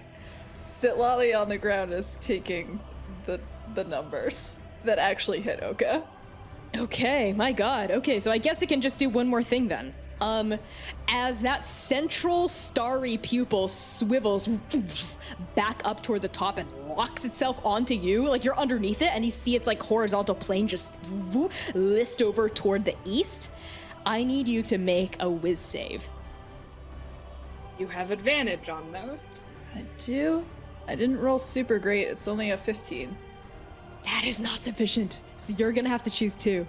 As I think sweeping, pulsating, like there's a moment where we hold on your body and it's almost like a psionic shivering kind of wave, like wobbles through your skin and through your soul, like you sort of take it right to the face, as a massive wave of just despair floods out from that pupil and slams into you. So you are either gonna take a good amount of damage, don't worry about it too much, but it's a good amount of damage, stagger and reveal a vulnerability to the aspect, or answer a really tough question. How are you doing on damage, Quinn? I'm still over 100. Okay, me too. I'll take some damage, and I'll give up a vulnerability. Okay. You are going to take 86 points of psychic damage. That is 43 halved.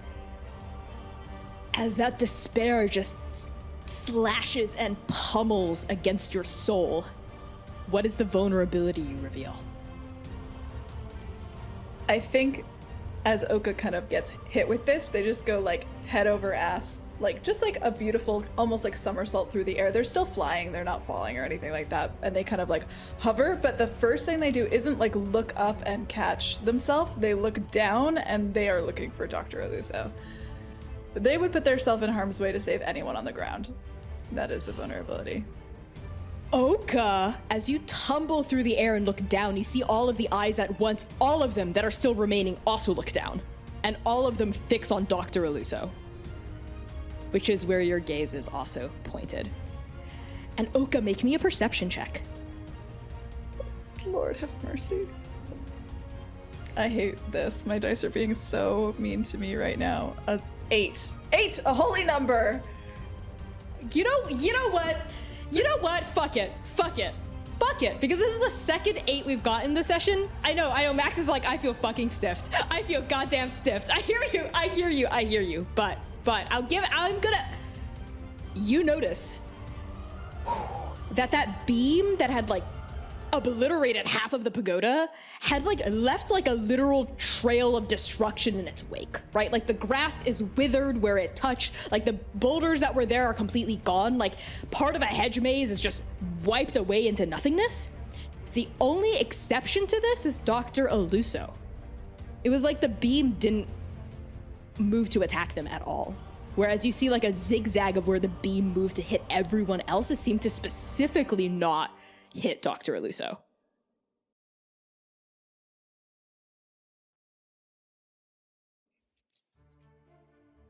And now I think we are gonna go back to the top of the order to Sitlali. I think Sitlali turns and looks up at the aspect and kind of tilts their head, considering. And those wings kind of shimmer gold. And the gold gets brighter and brighter and brighter as Sitlali casts Sunburst on which side has more eyes active. Both of them only have 3 left. Okay. So with a 60-foot radius, you could catch 2. Is there a way to catch 2 of them without catching Jukai and Oka? Yes, I think so. Yeah, there is. Okay, I would like to do that. And they need to make a Constitution saving throw. Okay. They do save, but roll your damn. Okay, so that's 12d6. 28, so 31 plus 28. That is 59. Cool, they each take that. That's half? Oh, no, half of that. Oh my god, so they each take 30? Oh. Yes. Jeez, okay, which ones are you trying to hit? The X and the flame, I think. Sounds good. As an explosion of utter divine radiance just radiates outward from the atmosphere, we see those cracks form against.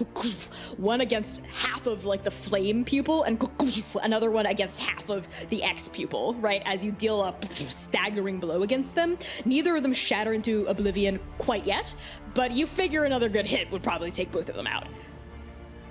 I'm gonna use my movement to go over to Voska, I think, and kind of like Sitlali steadies herself and like lifts the shield between the two of them, and that's my turn.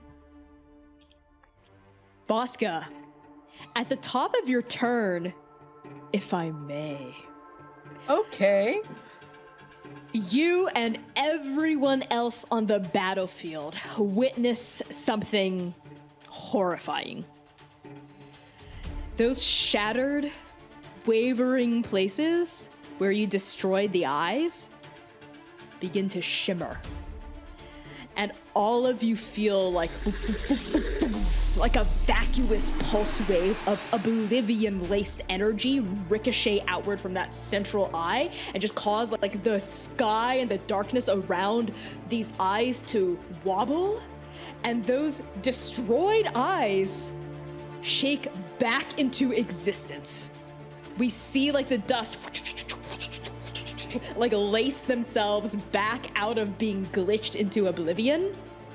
as this thing, it's not healing magic, Sitlali. You're a cleric. This is not restoring health. This is something else entirely, something with which there is no Andakin language to describe. This is bringing something back out from the nothing. This is non-magic. This is a kind of power beyond the constraints of the weave.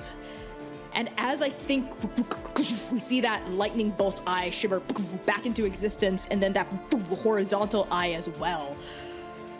Voska, before this sight can overwhelm you fully, those illusions that you had, I think they were obliterated by that like massive black line that also got you. So when you start to perceive these forms shimmering into existence around you, you think it's perhaps just the story you wove with Parable coming back, springing upward with their own autonomy. But as each silhouette around the base of this massive pagoda begins to take form, almost like people stepping out of a doorway, right? You see like a leg extend forward, like they're just stepping out of time, it feels. They do not look anything like the ghostly images you wove. And up by that central eye across from you, Oka, you sort of see this void shimmering astral form of Shuhai let out a No, this isn't good. This is bad. This is bad. Because I don't think Shuhai sees what's happening on the ground. They just see what's happening above you. And in addition to the two eyes being restored, you start to see other eyes beginning to open. And Shuhai's letting out the rift, it's coming through. I have to close it now. There's no time. Oka, I have to give you Sen and leave. But I can't. I have to do this all on my own. I have to beat the aspect here, and then I'll give you Sen, and I'll kill all these eyes, and then I'll go back and I'll kill the stranger there too. And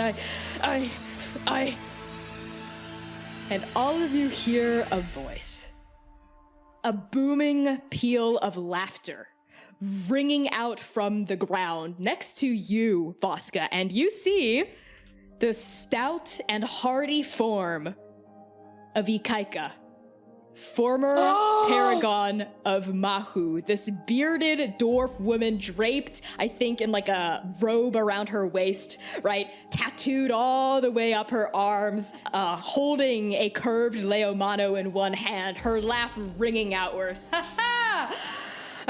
So this is where you've been this whole time, Shuhai. You know, Juan had a hankering that maybe you were flung out of time or something, had a feeling that whatever was happening in the fight against the stranger wasn't quite right, that we'd been there before. So, what is this place? Where are we? Or rather, when is this place?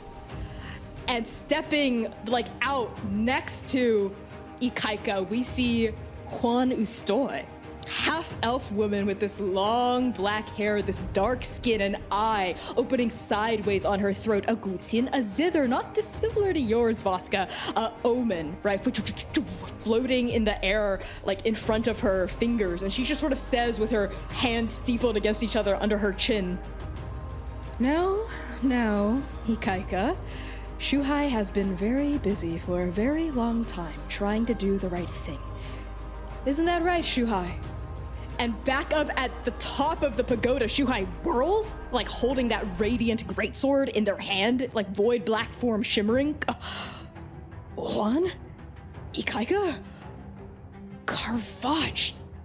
Jinka, Bazul, Pascal, Ying, what are you? And as they say each name, we see these past paragons stepping into existence, stepping into the now all around all of you. We see Ying, that gold-skinned tiefling, chuckling and twirling a playing card on top of one finger. We see Carvach, massive tattooed centaur woman, step right, I think, underneath where Dewey is, sort of reaching already for Sunshot, that glowing radiant bow strapped to her back. We see Jinka, step up out next to Vaska, this drow man with a robe tied around his waist, top surgery scars plain for everyone to see, also whipping a version of Parable in his hand as he looks at you, Vaska. We see Bazul, this massive Goliath woman with 2 sets of arms, this bronze skin, long golden hair, blood running down her face from Sunder, which has pierced into her forehead, the first blood hunter of Endake. And finally, we also see Pascal, the small and stout Kenku with these ruffled black feathers, holding a massive sight that dwarfs them completely in their feathered arms, sort of cocking their sharp black eyes in either direction as they take in the stars above their head. What are all of you doing here? I never saw this coming from the future in the past. Now? And Juan just lets out a smile, and that like eye on her neck also seems to sort of like wink upward, like it's also smiling. Shuhai, Shuhai, Shuhai. You might be the paragon of Sen, which is change, which is time, which is death in some ways, yes, Pascal? Death! Death! Death! But I am the paragon of wisdom and foresight. This was one of infinite possibilities that could have happened, and I'm glad it did. Now, let's drag this thing back to where it belongs, shall we? And Karvach sort of rolls her huge muscled shoulders and already starts stringing Sunshot. You got it. Hey, and like, I think like her eyes fall on you, Dewey, above her, and she sort of like a flash of recognition seems to stutter across her face. We talk at my grave in the future, don't we? Yeah, it's nice to meet you. I'll see you then. And as she starts to aim Sunshot at one of the eyes, we see all of the past paragons also beginning to bring out their weapons. We see Bazul sort of fling open all 4 of her arms as more blood starts to flow down her front, and lightning starts to crackle around her as she starts to levitate off of the ground. We see Pascal sort of twirling Grim like it weighs nothing from like one hand to another, right? And then disappear in a whirl of black feathers just like Rev does. We see Jinka start to like fling Parable in a circle. I think the way Jinka dances with Parable is different from you, Voska. Also graceful, but the movements are a little bit more hard-edged as opposed to fluid. Like Jinka moves with a lot of power and determination and strength and solidity, like an earthbender, right? Versus like your more like flow, I think is how sort of he wields Parable. We see Juan sort of start to play a note up and down Omen, and we see boom, boom, boom, boom, like peals of energy and magic reverberate off the strings upward. We see obviously Karvach string Sunshot, voo, and like voo, voo, voo, voo, like 4 different glowing radiant arrows just pop into existence as she trains them on like several of the eyes. And we see, of course, Ying draw a card from the top of Gamble and say, huh, that's a pretty good one, and just flick it upward toward where all the eyes are opening and their pupils are now swirling everywhere, locking onto each different, I think, new combatant. Like, this was a series of events that this aspect also had not foreseen at all in any way, shape, or form. And Shuhai, looking down as Ikaika, the last one, sort of like starts to whirl her Leomano in one hand, and we see a surge of water start to build up from underneath her feet, almost to like propel her upward in like a column of steam toward the sky. Shuhai lets out a, all right, let's fucking do this. And all of them at once, together as a united front, unleash a barrage of attacks upon the aspect of the stranger that is threatening our present. We just see magic and arrows and Leomano and various spells and Grim swiping Parable just flinging into the sky. All of it explodes across the various peripheral eyes across that central one, and we see them begin to shatter. But before they can reform, we hear Juan go, I don't think so.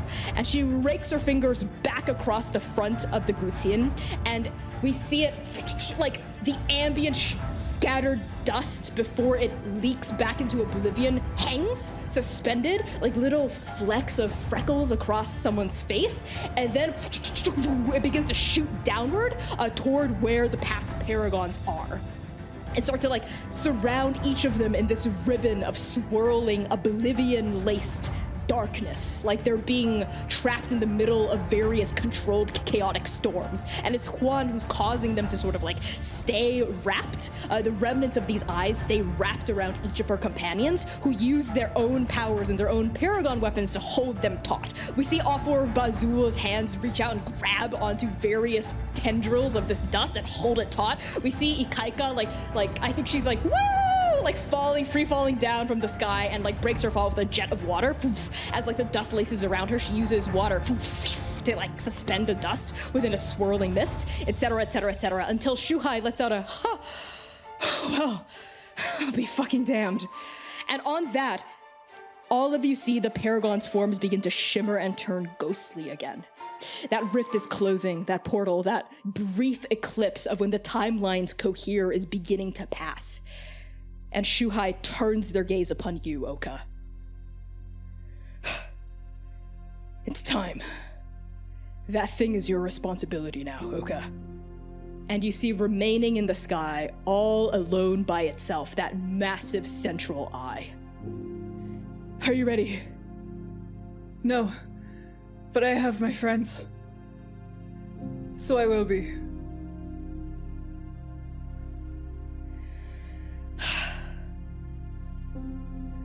Do right by Makoya. Do right by Oka. Do right by Ndake. I promise. They take in a deep breath. When they exhale, that shadowy form bleeds away. They sort of shrink down out of this angelic celestial emissary transformation. And as the void, I think, leaches from their head simultaneously as upward from their toes, it all coheres in the center of their chest. And you see like that white ponytail whip out again. You see their translucent eyes locked upon you. And they reach forward, and that wheel, that swirling disc, prism, floats out of their chest and above their hands. And as it does, those beautiful whirling forms of iridescence opens upward, balloons outward to form that of a rabbit's silhouette. But in every color imaginable, filtering through every possibility, a rabbit with antlers. And Shuhai holds Sen out to you. Both of them are like up in the air, like flying, right? And I think they're like this silhouette against the bloody red, torn open sky, and this oblivion behind it, where Oka extends a single hand outward, like they're reaching to take the Emperor's sword for the very first time. With one hand kind of coming up to touch the front of their shirt as they reach out and touch Sen, like right underneath their throat, the soft part of the white fur of their chest. And as you extend a hand to touch the god shard of Sen and complete this journey of your destiny, we are going to end the session there. So everyone, thank you so much for tuning in to this episode of The Second Stranger. I've been your GM and creative producer, Connie. My pronouns are they, he, and she. Find me all across the internet at by Connie Chong. I'm going to go up and over and pass along introductions to Quinn. Hey, hello, I'm Quinn. My pronouns are they, them. You can find me on Twitter at Quintastic_. There's 3 N's and an underscore, baby. Today I have been Sitlali Thornheart, sometimes Thornheart, your local grave cleric / paladin, who is now the keeper of sin, who uses they, she pronouns. I am a TTRPG designer, sensitivity reader, actual play performer. I also do other things. I don't know, Twitter. I do lots of things all the time and constantly. And I'm going to pass things over to Val. Hi everyone, I'm Valiant Dorian. I use he, him, his pronouns. I'm a TTRPG performer and Twitch variety streamer. You can find me on the internet at Valiant Dorian or at AutoSpitbear. Please enjoy that lovely, lovely little treasure hunt I just sent you on. I do a lot of cool stuff. Come and check me out. I'm chronically online on TikTok and Twitter. And today I had the distinct pleasure of playing Voska, the Paragon Nebuza. And I'm willing to take the devil's bargain to do horrible, horrible, heartrending things. And yeah, thank you all so much. And I'm going to pass things over to Max. Hey, I'm Max. My pronouns are they, them. I've been your local Dewey quirk. Dewey needs to keep better track of his kids quirk. You can find me on Instagram, Twitter, TikTok at Starchmonger. Yeah, I'll pass it to C.